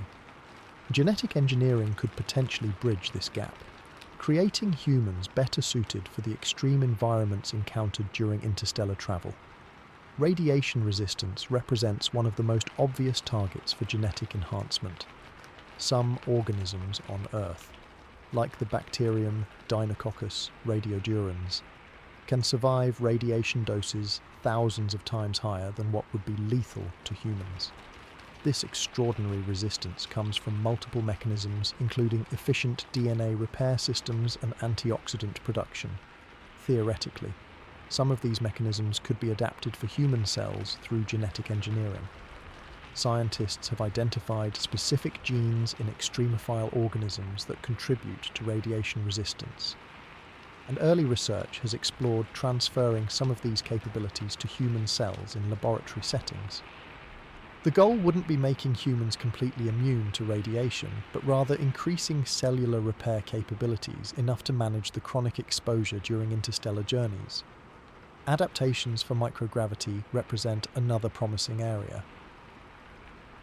Extended exposure to weightlessness triggers bone demineralization, muscle atrophy, cardiovascular deconditioning, and other physiological changes that ultimately threaten health and function. Genetic modifications might enhance bone density regulation, improve muscle protein synthesis, or alter calcium metabolism to reduce these effects. Some researchers have identified naturally occurring genetic variants in certain human populations that contribute to stronger bones or greater muscle mass, potentially providing genetic templates for space adaptations. Metabolic efficiency improvements could address resource constraints aboard spacecraft. Humans require substantial caloric intake, oxygen, and water, all precious commodities during interstellar travel. Genetic modifications might enhance mitochondrial efficiency to extract more usable energy from food, improve oxygen utilization, or enhance kidney function to reduce water requirements. More efficient nutrient absorption or the ability to synthesize certain vitamins internally could reduce dietary requirements. Even sleep and circadian rhythm modifications might prove valuable. Humans typically require approximately 8 hours of sleep per day, but some rare individuals with specific genetic mutations naturally function well with significantly less. Adapting crew members to require less sleep or better tolerate irregular light cycles could increase productive time and adaptability during long missions. While these possibilities sound promising, they raise profound ethical questions. Most fundamentally, genetic modifications for space adaptation would likely need to be heritable, affecting reproductive cells so that adaptations pass to future generations. This crosses a line that most ethicists and regulatory bodies currently prohibit, as it would permanently alter the human germline with unpredictable long-term consequences. The consent issue becomes particularly troubling for multi-generational missions. The first generation might voluntarily choose genetic modifications, but subsequent generations born on the spacecraft would have had no say in these fundamental alterations to their biology. This creates an unprecedented ethical dilemma about determining someone's genetic makeup based on the mission requirements of their ancestors. Technical challenges remain equally daunting. Human biology represents an extraordinarily complex system where genes interact in networks with countless feedback loops. Modifying one aspect often creates unexpected effects elsewhere.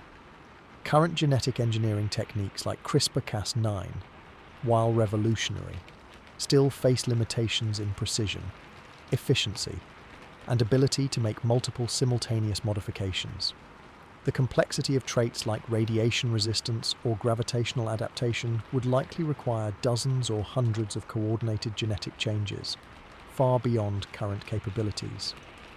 Testing such modifications presents additional challenges. Ethical considerations severely limit human genetic experimentation. While animal models may not accurately represent how modifications would function in humans, the long-term effects of genetic modifications might take decades to become apparent, timeframes impractical for pre-mission testing.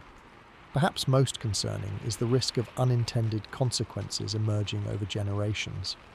Genetic modifications optimized for space travel might create vulnerabilities to novel diseases, unexpected developmental problems, or psychological alterations that weren't apparent in initial testing. Without the genetic diversity of Earth's population, a small genetically modified crew could face catastrophic consequences from such unforeseen genetic vulnerabilities.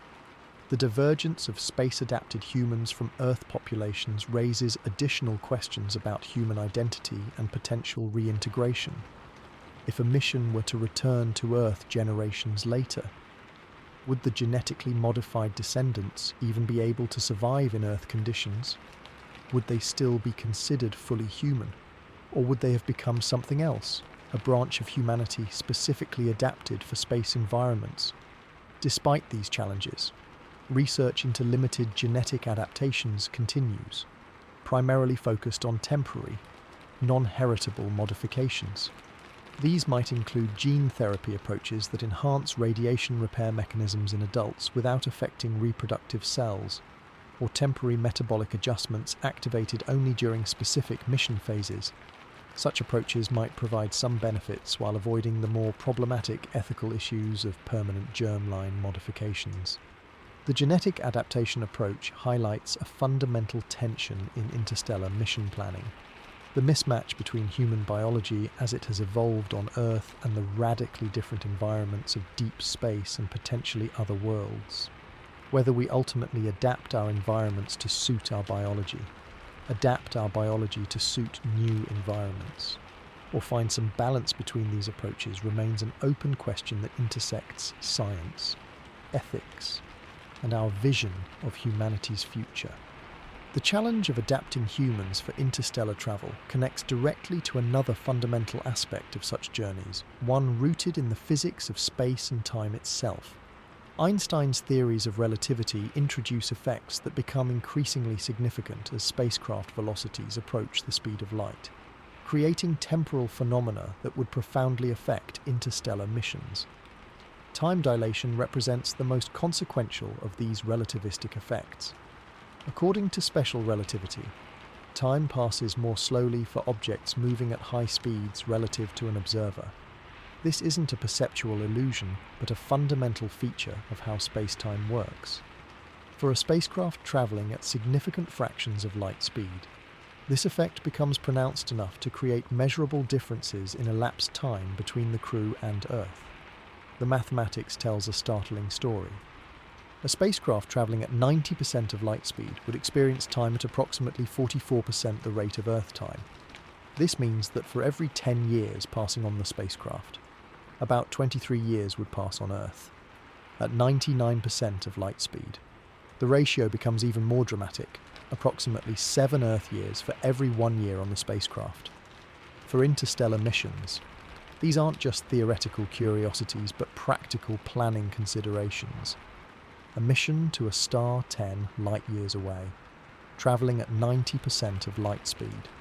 Would take about 11 years from the crew's perspective, accounting for acceleration and deceleration phases. However, upon their return to Earth, they would find that approximately 28 years had passed. Everyone they knew would be nearly 3 decades older, while they would have aged only a bit more than a decade. This desynchronization creates profound implications for mission planning and crew psychology. The astronauts would be effectively time travelers, launching themselves into Earth's future. Personal connections with family, friends, and colleagues would be severely strained, as communications would not only face light-speed delays but also increasingly divergent timeframes of reference. A message sent home might receive a reply that seems to come from someone much older than expected, creating a disorienting temporal disconnect. For one-way missions or colony ships, the time dilation effect creates strategic considerations. If multiple missions were planned to the same destination, later missions using more advanced technology might actually arrive before earlier missions, despite launching years or decades later. This creates a weight calculation problem. Is it better to launch now with current technology, or wait for better technology that might overtake the earlier mission? The famous twin paradox thought experiment becomes a practical reality for interstellar travelers. If one identical twin departed on a high-speed interstellar journey while the other remained on Earth, upon return the travelling twin would be younger, potentially by decades depending on the mission parameters.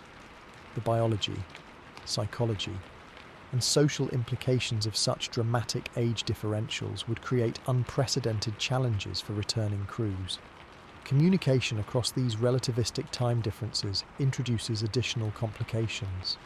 As a spacecraft accelerates to relativistic speeds, the frequency of electromagnetic signals received from Earth would appear shifted to lower frequencies, an effect called relativistic Doppler shift. Similarly, transmissions from the spacecraft back to Earth would appear frequency shifted to Earth receivers. Communication systems would need sophisticated compensation mechanisms that continuously adjust as the spacecraft's velocity changes. The relativistic effects extend beyond time to the perception of space itself. At speeds approaching the speed of light, the spacecraft would experience relativistic length contraction in the direction of travel. Additionally, the apparent distribution of matter in space would change, with interstellar hydrogen and dust appearing concentrated in the direction of travel. This creates practical engineering challenges, as even the sparse matter of interstellar space becomes a more significant hazard at relativistic speeds due to the enormous energies involved in potential collisions. For missions approaching substantial fractions of light speed, another counterintuitive effect emerges. The relativistic rocket equation becomes even more demanding than its classical version. As a spacecraft approaches light speed, the energy required for additional acceleration increases asymptotically toward infinity. This creates a practical speed limit well below the actual speed of light, based on the maximum energy density achievable with propulsion technology. Should interstellar missions ever achieve true relativistic velocities, the crew would experience the universe in fundamentally different ways from humans on Earth.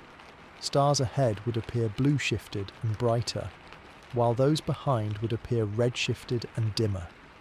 The cosmic microwave background radiation would appear highly anisotropic, concentrated in the direction of travel. The very constellations would appear distorted due to relativistic aberration of light. For return missions, the relativistic effects create sociological challenges beyond the personal. A crew returning to Earth after significant time dilation might find themselves in a society technologically, culturally, and perhaps politically unrecognizable compared to the one they left. Their specialized knowledge and skills might be obsolete, and their cultural references meaningless to the generations born during their absence. They would be not just travelers in space, but inadvertent travelers in time, facing all the displacement and adjustment challenges that implies. The temporal effects of relativity illustrate that interstellar travel isn't just a matter of covering vast distances, but also of navigating the complex relationship between space and time. Even if all technical challenges of propulsion, life support, and radiation protection were solved, the fundamental physics of relativity would still impose constraints and complications that reshape our understanding of what interstellar travel truly means for human experience. While relativistic effects present theoretical challenges for interstellar missions traveling at substantial fractions of light speed, there's a far more immediate and practical threat facing any spacecraft venturing between the stars: the danger of impacts with microparticles in the interstellar medium. The seemingly empty void between stars isn't truly empty at all, but contains scattered atoms, molecules, dust grains, and occasionally larger particles that become exceptionally dangerous at the high velocities required for interstellar travel. The physics of these impacts is straightforward but sobering.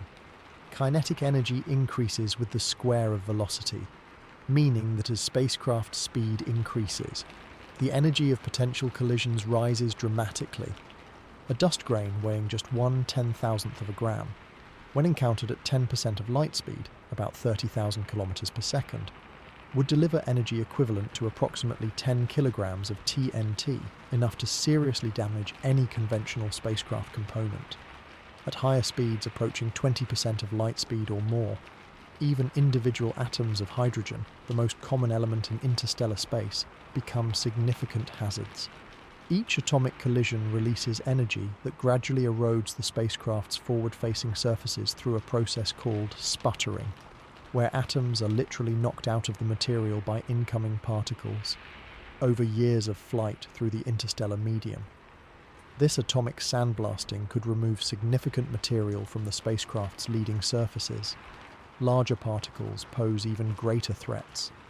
Dust grains a fraction of a millimeter across could penetrate multiple layers of conventional spacecraft shielding when encountered at interstellar velocities.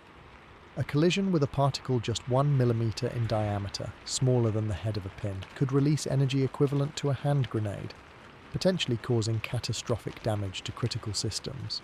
The challenge is compounded by the difficulty of detecting these threats in advance. At interstellar velocities, the relative closing speed between spacecraft and particles is so great that detection systems would have only fractions of a second between identifying a potentially dangerous object and impact.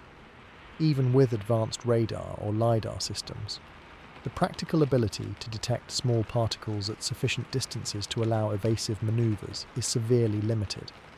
Current spacecraft shielding approaches like the Whipple shield, named after its inventor Fred Whipple, use multiple thin layers separated by space. The outer layers break up incoming particles, dispersing their energy before they reach critical inner components. While effective for current spacecraft operating at relatively modest speeds within the solar system, these designs would be inadequate for the energies involved in interstellar travel. Engineers have proposed various enhanced shielding concepts for interstellar craft. Beryllium shields offer good stopping power with relatively low mass, while liquid or solid hydrogen, already carried as fuel in many spacecraft designs, provides excellent shielding properties. More exotic concepts include dust shields made from artificially generated electromagnetic fields that could deflect charged particles, or plasma shields where ionized gas would absorb and disperse impact energy. Self-healing materials represent another promising avenue of research. These advanced composites contain microcapsules of repair agents that automatically release when the material is damaged, flowing into cracks and hardening to restore structural integrity. More sophisticated versions might use vascular networks similar to blood vessels to deliver repair agents to damaged areas, potentially allowing the spacecraft to recover from numerous minor impacts over its journey. The physical configuration of the spacecraft itself plays a critical role in impact protection. Many interstellar craft designs incorporate a forward shield or bumper, a sacrificial component specifically designed to absorb or deflect impacts. This shield might be periodically replaced or repaired during the journey, protecting the more sensitive habitat and propulsion systems behind it. Some designs take this concept further with a long, narrow profile that minimizes the cross-sectional area exposed to the direction of travel, reducing the statistical likelihood of significant impacts. For missions approaching substantial fractions of light speed, the interstellar medium itself becomes increasingly problematic beyond just discrete particle impacts at such velocities. The relatively diffuse hydrogen gas between stars, typically just 1 atom per cubic centimetre, begins to behave more like a fluid from the spacecraft's perspective. The craft experiences drag, heating, and radiation from this compressed and ionized gas, creating additional design challenges beyond discrete particle impacts. The distribution of interstellar matter is not uniform, complicating navigation planning. Our galaxy contains regions of denser gas and dust, particularly in spiral arms and star-forming regions, which would ideally be avoided by interstellar missions. This requires detailed mapping of the interstellar medium along potential routes, identifying cleaner paths through space that minimize exposure to denser regions. Compartmentalization becomes a fundamental design principle for interstellar craft, ensuring that damage from impacts remains localized rather than catastrophic.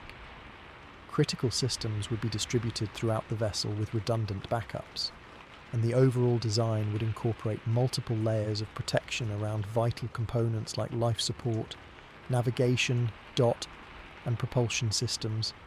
Active detection and avoidance systems would complement passive shielding, using forward-scanning sensors to identify larger obstacles with sufficient advance warning for course corrections. These systems might employ multiple detection methods including radar, LiDAR, and passive optical sensing to maximize the chances of detecting potential hazards before impact. For crewed missions, emergency protocols would need to address the possibility of significant impacts, including rapid pressure loss, system damage, or cascading failures. Safe rooms with independent life support could provide temporary refuge while repairs are made, and the crew would require extensive training in damage control and emergency response procedures specific to hypervelocity impact scenarios. The microparticle impact challenge highlights a fundamental reality of interstellar travel. The faster we want to go to reduce journey time, the more energetic and dangerous particle impacts become. This creates a complex optimization problem where mission planners must balance velocity and thus trip duration against the increasing hazards and shielding requirements that come with higher speeds. These technical challenges of protecting spacecraft against the hazards of interstellar space lead naturally to broader questions about the ethics of undertaking such ambitious and potentially dangerous missions in the first place. Interstellar exploration presents unprecedented ethical and bioethical questions that extend far beyond the technical problems of simply making such journeys possible. At the most fundamental level, interstellar missions involving humans raise questions about informed consent. Early missions would involve extraordinary risks with unknown probabilities, situations where truly informed consent becomes questionable. Can anyone genuinely consent to risks that remain partially unknown and potentially fatal? This question becomes especially pointed for multi-generational missions, where subsequent generations born aboard would never have consented to the mission or its inherent risks. The generational ethics of such missions present particularly thorny issues. Parents on Earth generally make decisions for their children with the understanding that children will eventually gain autonomy. On a generation ship, the founding generation would make decisions that fundamentally constrain the lives and choices of their descendants for decades or centuries. Children born during the journey would inherit not just genes, but a predefined purpose and environment they never chose. Their entire existence would be instrumental to a mission goal they had no part in establishing. Resource allocation raises another set of ethical questions. The enormous resources required for interstellar missions, financial, material, intellectual, and political, could alternatively address immediate human needs on Earth. Is it ethically justifiable to allocate such vast resources to a speculative interstellar mission when problems like poverty, disease, and environmental degradation affect billions of humans in the present? Different ethical frameworks yield different answers to this question, from utilitarian calculations of potential future benefits to arguments about the intrinsic value of exploration. The question of who goes on such missions introduces issues of selection criteria and potential discrimination. Given the limited capacity of any interstellar vessel, selections would need to be made about who participates. Would these selections be made on purely technical qualifications, genetic suitability, or other factors? The history of human exploration contains troubling examples of exclusion and bias. Interstellar missions would need to confront these issues explicitly to avoid reproducing harmful patterns. Genetic and reproductive policies present especially sensitive ethical terrain. Maintaining genetic diversity within a small population over generations requires careful management of reproduction. Would a generation ship implement reproductive regulations determining who can reproduce with whom and how often?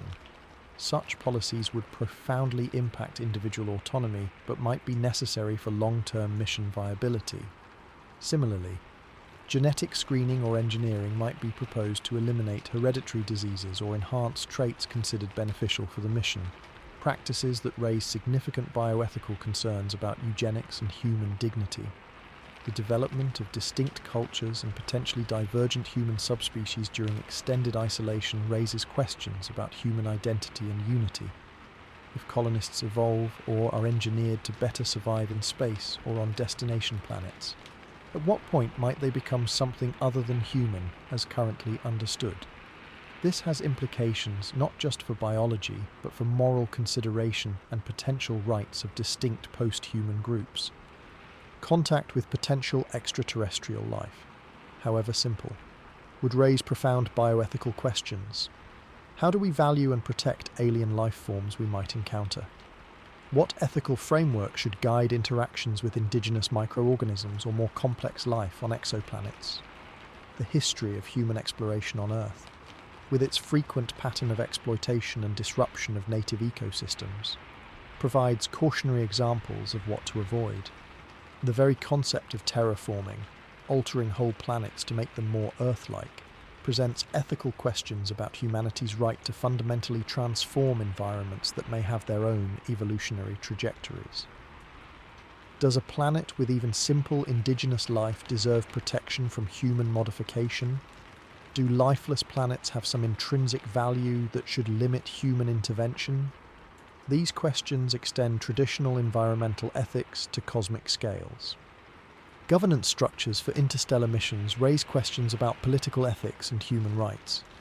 What political systems would govern generation ships or eventual colonies?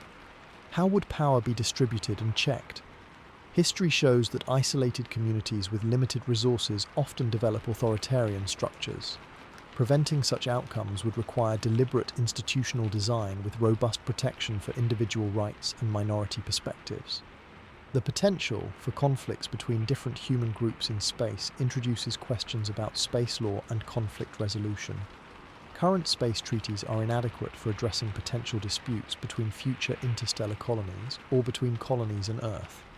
Developing ethical frameworks for resolving such conflicts before they arise would be essential for peaceful expansion beyond our solar system. Religious and cultural considerations add another dimension to the ethical landscape. Many religious traditions have specific teachings about humanity's place in the cosmos that might either encourage or discourage interstellar expansion. Respecting diverse cultural and religious perspectives while planning missions that could potentially transform humanity's relationship with the cosmos requires careful and inclusive dialogue.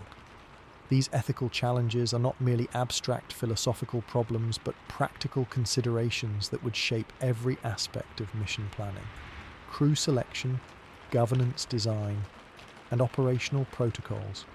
Addressing them adequately requires input not just from engineers and scientists, but from ethicists, sociologists, psychologists, legal experts, and representatives of diverse cultural traditions. The most successful approaches would likely integrate ethical considerations from the earliest stages rather than treating them as secondary concerns after technical solutions have been developed. The ethical considerations of interstellar missions extend naturally to one of the most practical yet profound concerns: planetary protection and the risk of biological contamination. This issue operates in two critical directions: protecting potential destination worlds from Earth organisms, forward contamination, and protecting Earth from any alien biological material that might be returned back, contamination, far from being merely theoretical. These concerns already shape how we explore even within our own solar system. When we send spacecraft to potentially habitable worlds like Mars or the icy moons of Jupiter and Saturn, strict planetary protection protocols are followed. Spacecraft are assembled in clean rooms, components are sterilized, and mission trajectories are carefully planned to minimize contamination risks. These precautions serve both scientific and ethical purposes. They prevent Earth organisms from contaminating environments where we're searching for indigenous life, while also preserving pristine extraterrestrial environments. For interstellar missions, these challenges would be magnified tremendously. Any world capable of supporting Earth life would be extraordinarily precious, perhaps the only such place within reach besides Earth itself. Contaminating such a world with terrestrial microorganisms could potentially disrupt indigenous ecosystems that took billions of years to evolve, or might even prevent us from definitively identifying truly alien life forms amid the noise of our own imported biology. The sterilization methods currently used for solar system exploration would likely be insufficient for interstellar missions. Current spacecraft still carry microbial stowaways despite our best efforts. A study of the International Space Station identified over 4,000 microbial species living aboard the facility. Many extremophile microorganisms have demonstrated remarkable resilience, surviving conditions similar to space exposure. Some bacterial spores can remain viable for decades or possibly centuries in dormant states, potentially reviving upon reaching favourable conditions on a distant world. For robotic probes, achieving near-total sterilisation might be theoretically possible through combinations of heat, radiation, chemicals, and other methods. However, human missions introduce a fundamental biological contamination dilemma. Humans are inherently microbial carriers. The human body contains trillions of microorganisms, our microbiome, that are essential to our health. We shed these constantly in skin cells, exhaled breath, and bodily fluids. Complete sterilization of human explorers is impossible without killing them in the process. This reality creates a difficult truth. Truly pristine exploration of other worlds may be possible only with robotic missions subjected to extraordinary sterilization protocols. Human presence, by its very nature, means biological contamination. This suggests a potential exploration sequence where robotic missions would first thoroughly study potentially habitable worlds to determine if indigenous life exists before any human presence might be considered. The risk works in the opposite direction as well. Any samples returned from another star system would need to be treated with extraordinary caution until proven absolutely safe. While the likelihood of alien microorganisms being compatible with and dangerous to Earth biochemistry is probably small, the consequences of a misjudgment could be catastrophic. An extraterrestrial pathogen to which humans have no evolved immunity could potentially trigger a pandemic far worse than anything in human history. This suggests that sample return missions from other star systems would require containment facilities far more secure than anything currently existing, perhaps located in isolated space stations rather than on Earth itself. Thorough testing protocols would need to be developed to assess potential biohazards before any alien material could be certified safe for Earth's biosphere. The timescales of interstellar missions create additional biological contamination challenges. During a journey lasting decades or centuries, microbial populations aboard the spacecraft would continue to evolve.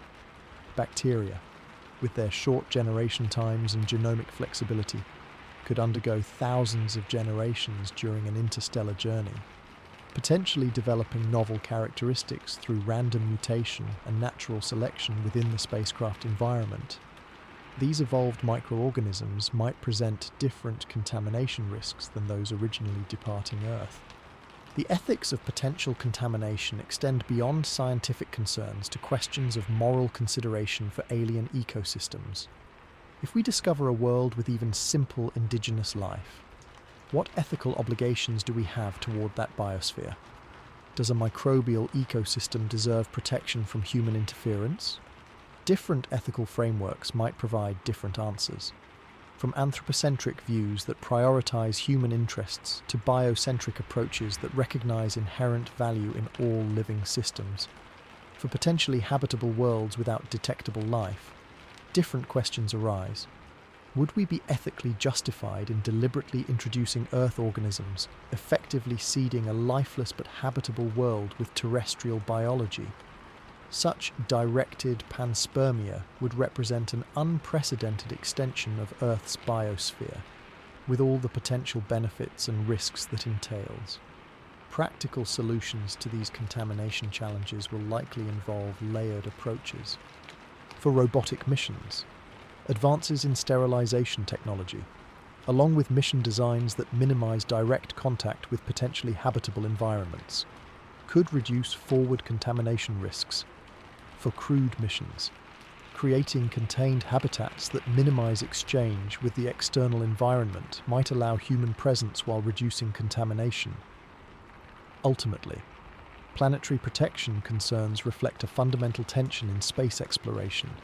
The desire to explore and potentially utilize other worlds conflicts with the scientific imperative to study them in their natural state and the ethical imperative to avoid harmful interference. Balancing these competing values will require not just technological solutions, but careful consideration of our responsibilities as we contemplate becoming an interstellar species. The biological contamination challenges of interstellar exploration cannot be separated from the legal and governance questions that would inevitably arise from such ambitious undertakings. Currently, space activities are governed primarily by the Outer Space Treaty of 1967 and related agreements, which establish basic principles like non-appropriation of celestial bodies and state responsibility for national activities in space. However, these frameworks were developed for exploration within our solar system and would prove inadequate for the complexities of interstellar missions. One fundamental governance challenge stems from the extreme isolation interstellar distances would impose. A colony, or even a long-duration mission to another star system, would necessarily operate with significant autonomy due to communication delays spanning years. Traditional governance models, assuming regular communication and oversight from Earth, would be impractical. This raises questions about how authority would be established, maintained, and transferred during interstellar journeys and potential colonization efforts. For generation ships, governance structures would need to evolve over time as the original mission leaders age and new generations come of age. What begins as a hierarchical command structure appropriate for the launch phase might need to transition toward more participatory governance as the community develops its own identity and needs over decades. Historical examples of isolated communities suggest that without carefully designed institutions, authoritarian or feudal power structures can easily emerge, particularly in resource-constrained environments. The legal status of children born during interstellar journeys creates novel questions about citizenship and rights. Under current Earth legal systems, individuals typically derive citizenship from territory, jus soli, or parentage, jus sanguinis. But what citizenship would apply to someone born in interstellar space or on an exoplanet?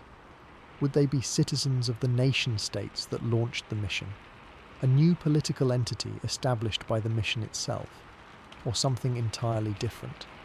These questions have practical implications for rights, protections, and responsibilities. Dispute resolution presents another critical governance challenge. On Earth, legal systems are ultimately backed by state enforcement power. In the isolation of interstellar space, with no external authority available, internal mechanisms for resolving conflicts fairly would be essential. This might involve sophisticated mediation systems, clear codes of conduct established before launch, and perhaps AI-assisted adjudication for certain types of disputes. Property rights and resource allocation would require carefully designed systems. Traditional Earth-based concepts of property might prove impractical in the confined environment of a spacecraft or early colony. Where resources must be shared and recycled, some form of commons management or strictly regulated usage rights might be more appropriate than conventional private property.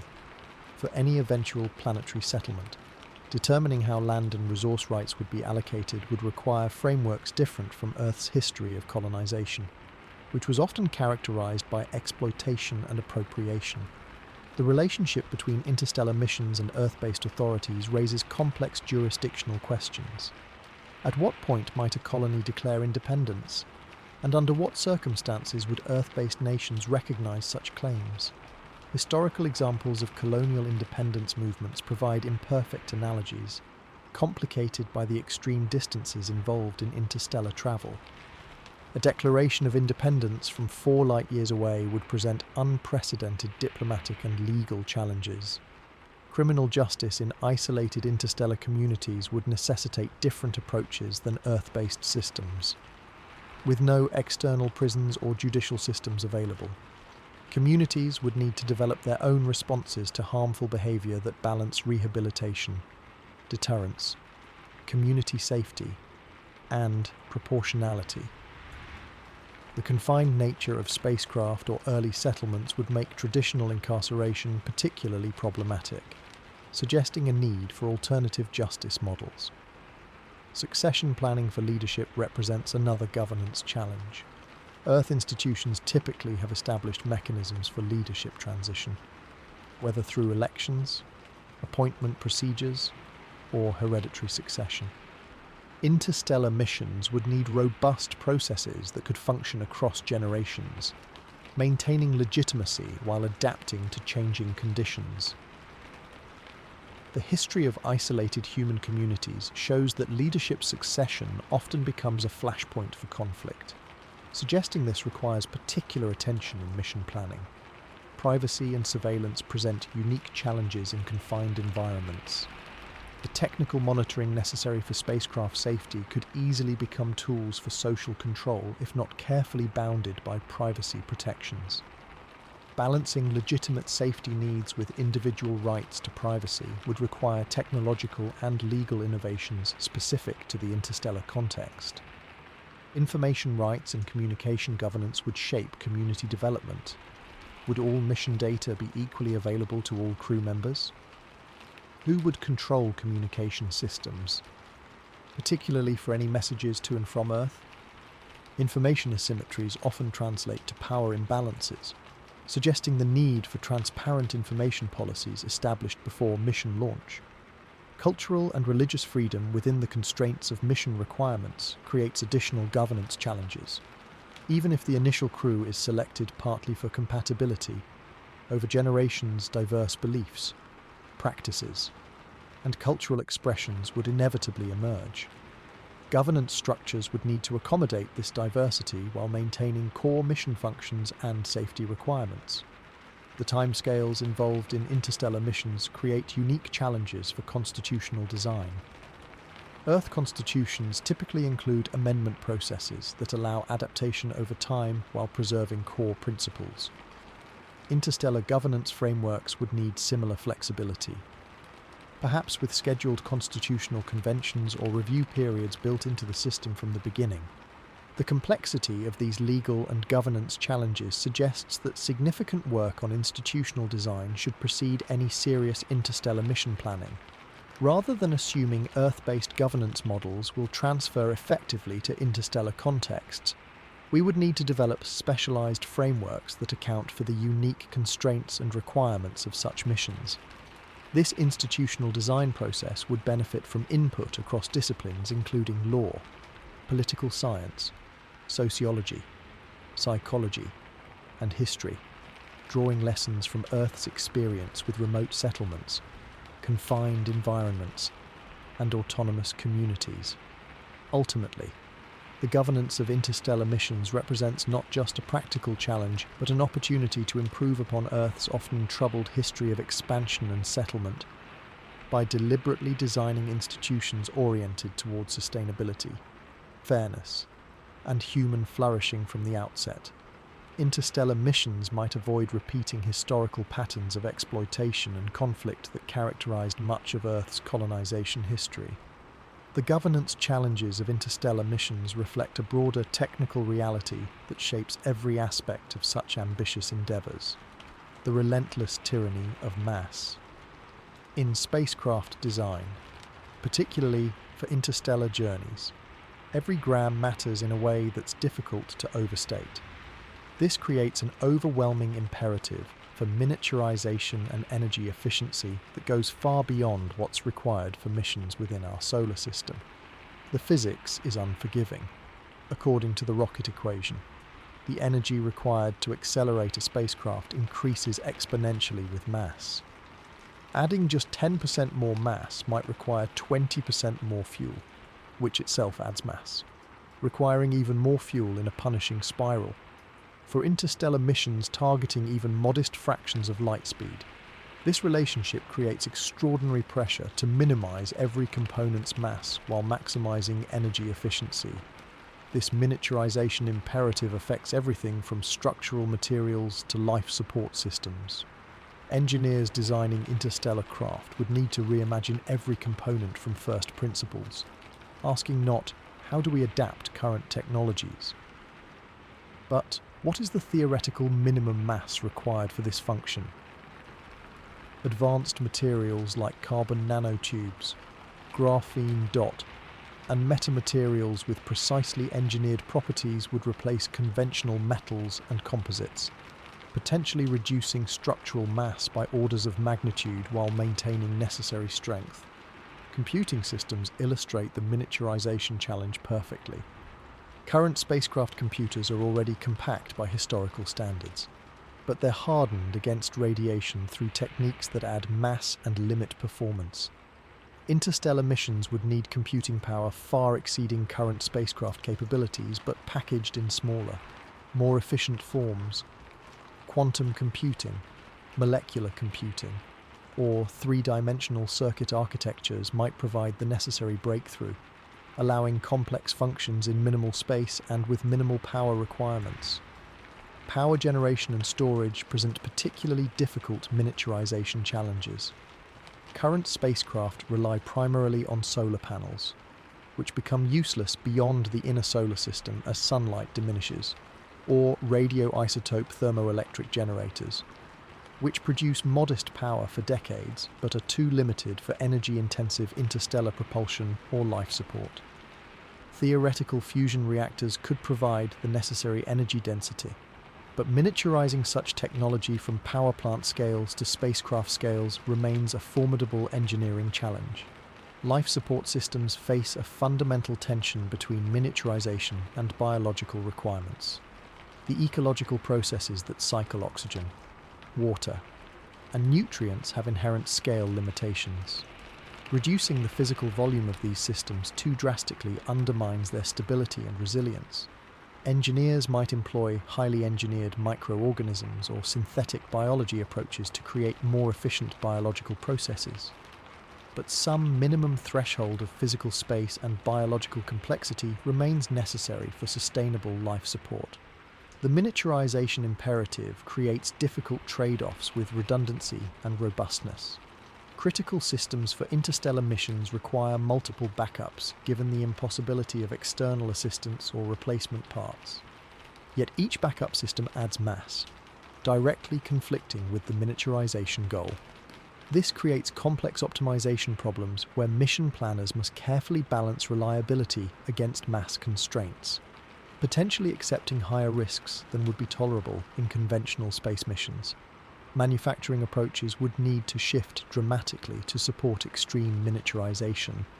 Current aerospace manufacturing processes, while precise by everyday standards, would be insufficient for the tolerances and efficiency required for interstellar components. Molecular manufacturing, where materials are built atom by atom in precisely engineered structures, might eventually enable components with minimal mass and maximum functionality, but this technology remains largely theoretical. Sensors and scientific instruments face similar pressures. Current space telescopes, spectrometers, and other analytical tools would need to be reimagined for minimal mass while maintaining or improving capabilities. This might involve distributed sensor networks where many tiny instruments work together, multifunctional instruments that perform multiple analyses with shared components, or fundamentally new sensing approaches based on quantum effects that provide maximum information with minimal physical infrastructure. Communication systems would need radical miniaturization while maintaining the ability to transmit across interstellar distances. Conventional radio antennas scale poorly for interstellar applications. Achieving necessary gain for interstellar transmission typically requires large physical apertures. Optical communication using lasers offers better scaling properties but still requires precise pointing mechanisms and optical components that resist miniaturization beyond certain thresholds. The human factor introduces additional complexity to the miniaturization challenge. While robotic probes might be miniaturized to the theoretical limits of their functions, human physiological and psychological needs impose hard minimums on habitat volume, life support capacity, and resource requirements. Humans need certain minimal spaces for physical and psychological health, creating an irreducible mass cost for crewed missions that no amount of technological advancement can completely eliminate. The tension between miniaturization and human requirements has led some researchers to propose staged approaches to interstellar exploration.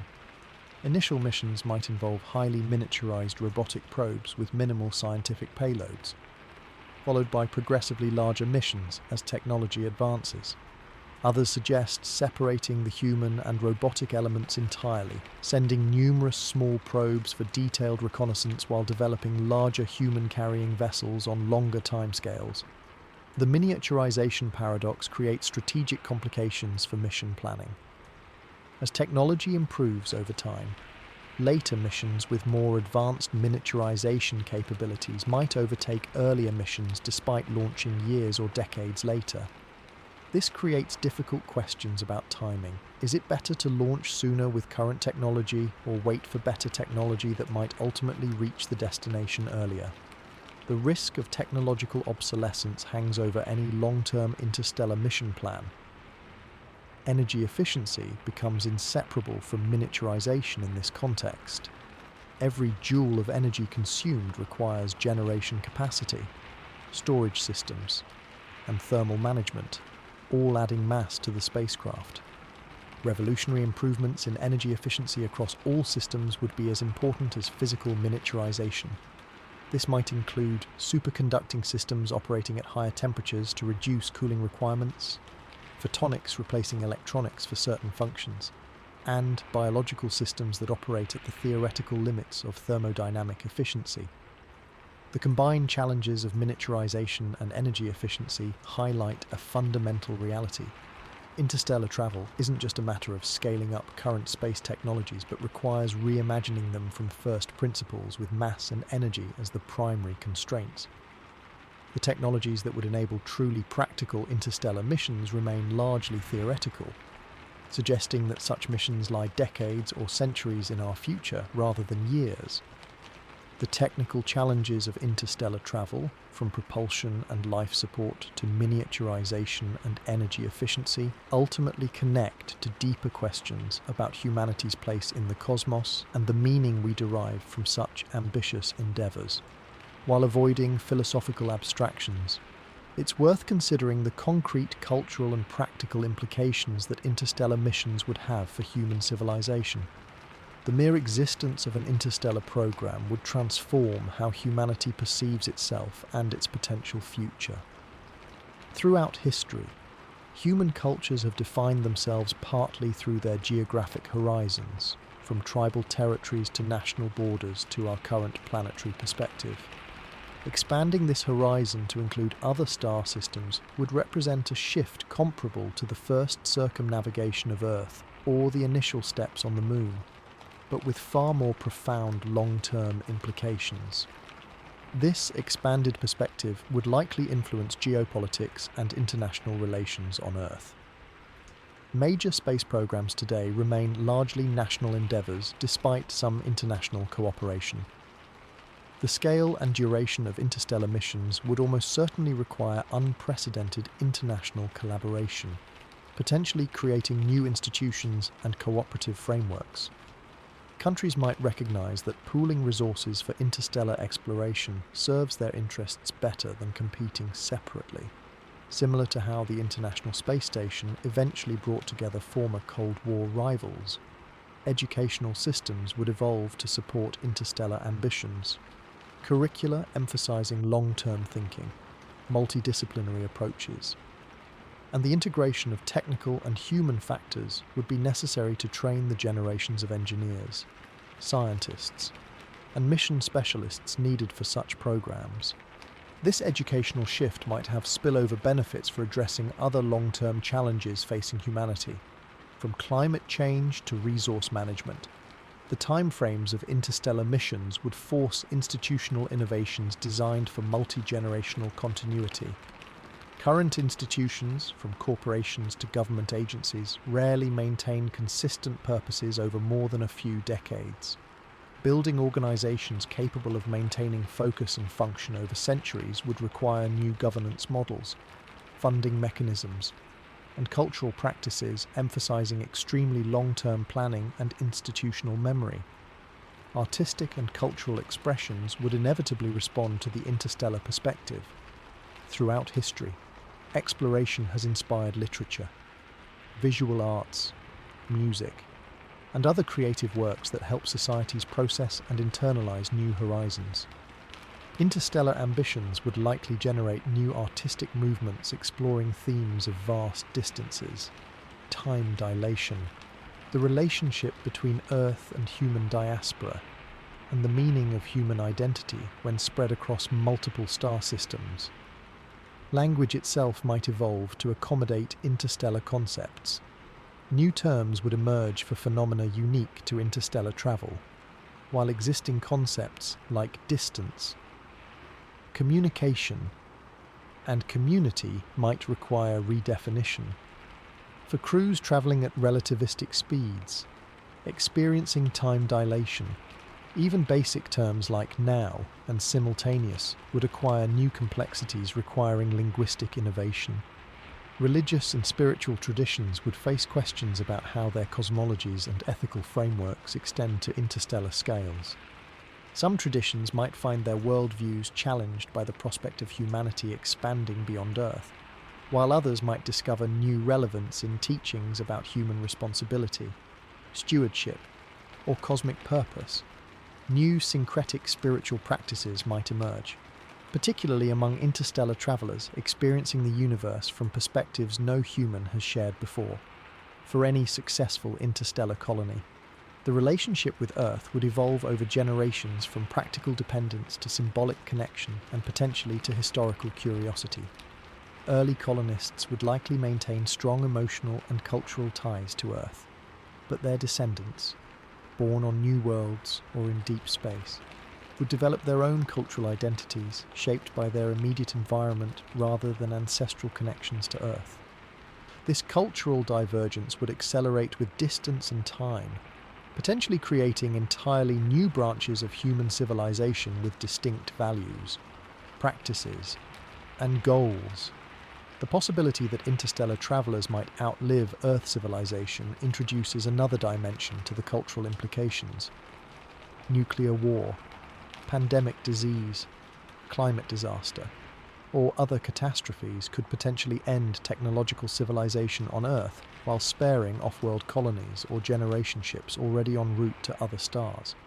In such scenarios, these travelers would become unintentional archives of human knowledge, art, and genetic diversity. Recognizing this possibility, mission planners might deliberately include comprehensive cultural and scientific records, essentially creating a backup of human civilization as insurance against terrestrial disaster. The experience of viewing Earth from deep space as a pale blue dot barely distinguishable from any other star would likely transform the perspective of interstellar travelers. Astronauts who have seen Earth from lunar distance or even Earth orbit report a profound shift in perspective called the overview effect, characterized by a heightened sense of planetary interconnectedness and fragility. Interstellar distances would amplify this effect exponentially, potentially creating psychological and cultural adaptations we can barely imagine from our earthbound perspective. for potential colonists establishing permanent settlements on exoplanets. Entirely new cultural adaptations would emerge in response to alien environments. Even the most Earth-like exoplanets would have different day lengths, seasonal patterns, atmospheric compositions, gravity, dot, and other environmental factors that would shape everything from architecture and agriculture to social rhythms and artistic expressions. These environmental influences would accelerate cultural divergence from Earth norms, creating societies specifically adapted to their new planetary contexts. Communications across interstellar distances, with their inherent multi-year delays, would fundamentally alter how information and culture flow between human populations. Unlike Earth's current near-instantaneous global communications, interstellar exchanges would involve transmission of entire cultural packages, years of accumulated art, science, news, and personal messages arriving as time capsules from another world. This asynchronous communication would create unique patterns of cultural influence and exchange unlike anything in human experience. The multi-generational nature of many proposed interstellar missions would necessitate unprecedented cultural continuity mechanisms. Earth cultures typically evolve through complex interactions between tradition and innovation, with each generation adapting inherited practices to new circumstances. In the confined environment of a generation ship or early colony, maintaining crucial technical knowledge and cultural values while allowing healthy innovation and adaptation would require carefully designed educational systems, ritual practices, and social institutions. Perhaps most profoundly, successful interstellar travel would transform humanity from a single planet species to a multi-stellar one, fundamentally altering our collective self-conception and potential future. Throughout human history, all people regardless of culture or location have shared the same sky, the same sun, moon, and stars. Interstellar expansion would end this cosmic commonality, creating human communities literally living under different stars, experiencing different skies, and adapting to different worlds. This divergence would challenge traditional concepts of human unity while simultaneously expanding the scope of what humanity as a whole might become. The technical challenges of interstellar travel, from propulsion and radiation protection to artificial intelligence and miniaturization, are formidable but potentially solvable given sufficient time and resources. The cultural adaptations required to become a truly interstellar species may prove equally challenging, requiring innovations not just in technology but in institutions, identities, and social structures that can sustain human flourishing across the vast gulfs of space and time that separate the stars.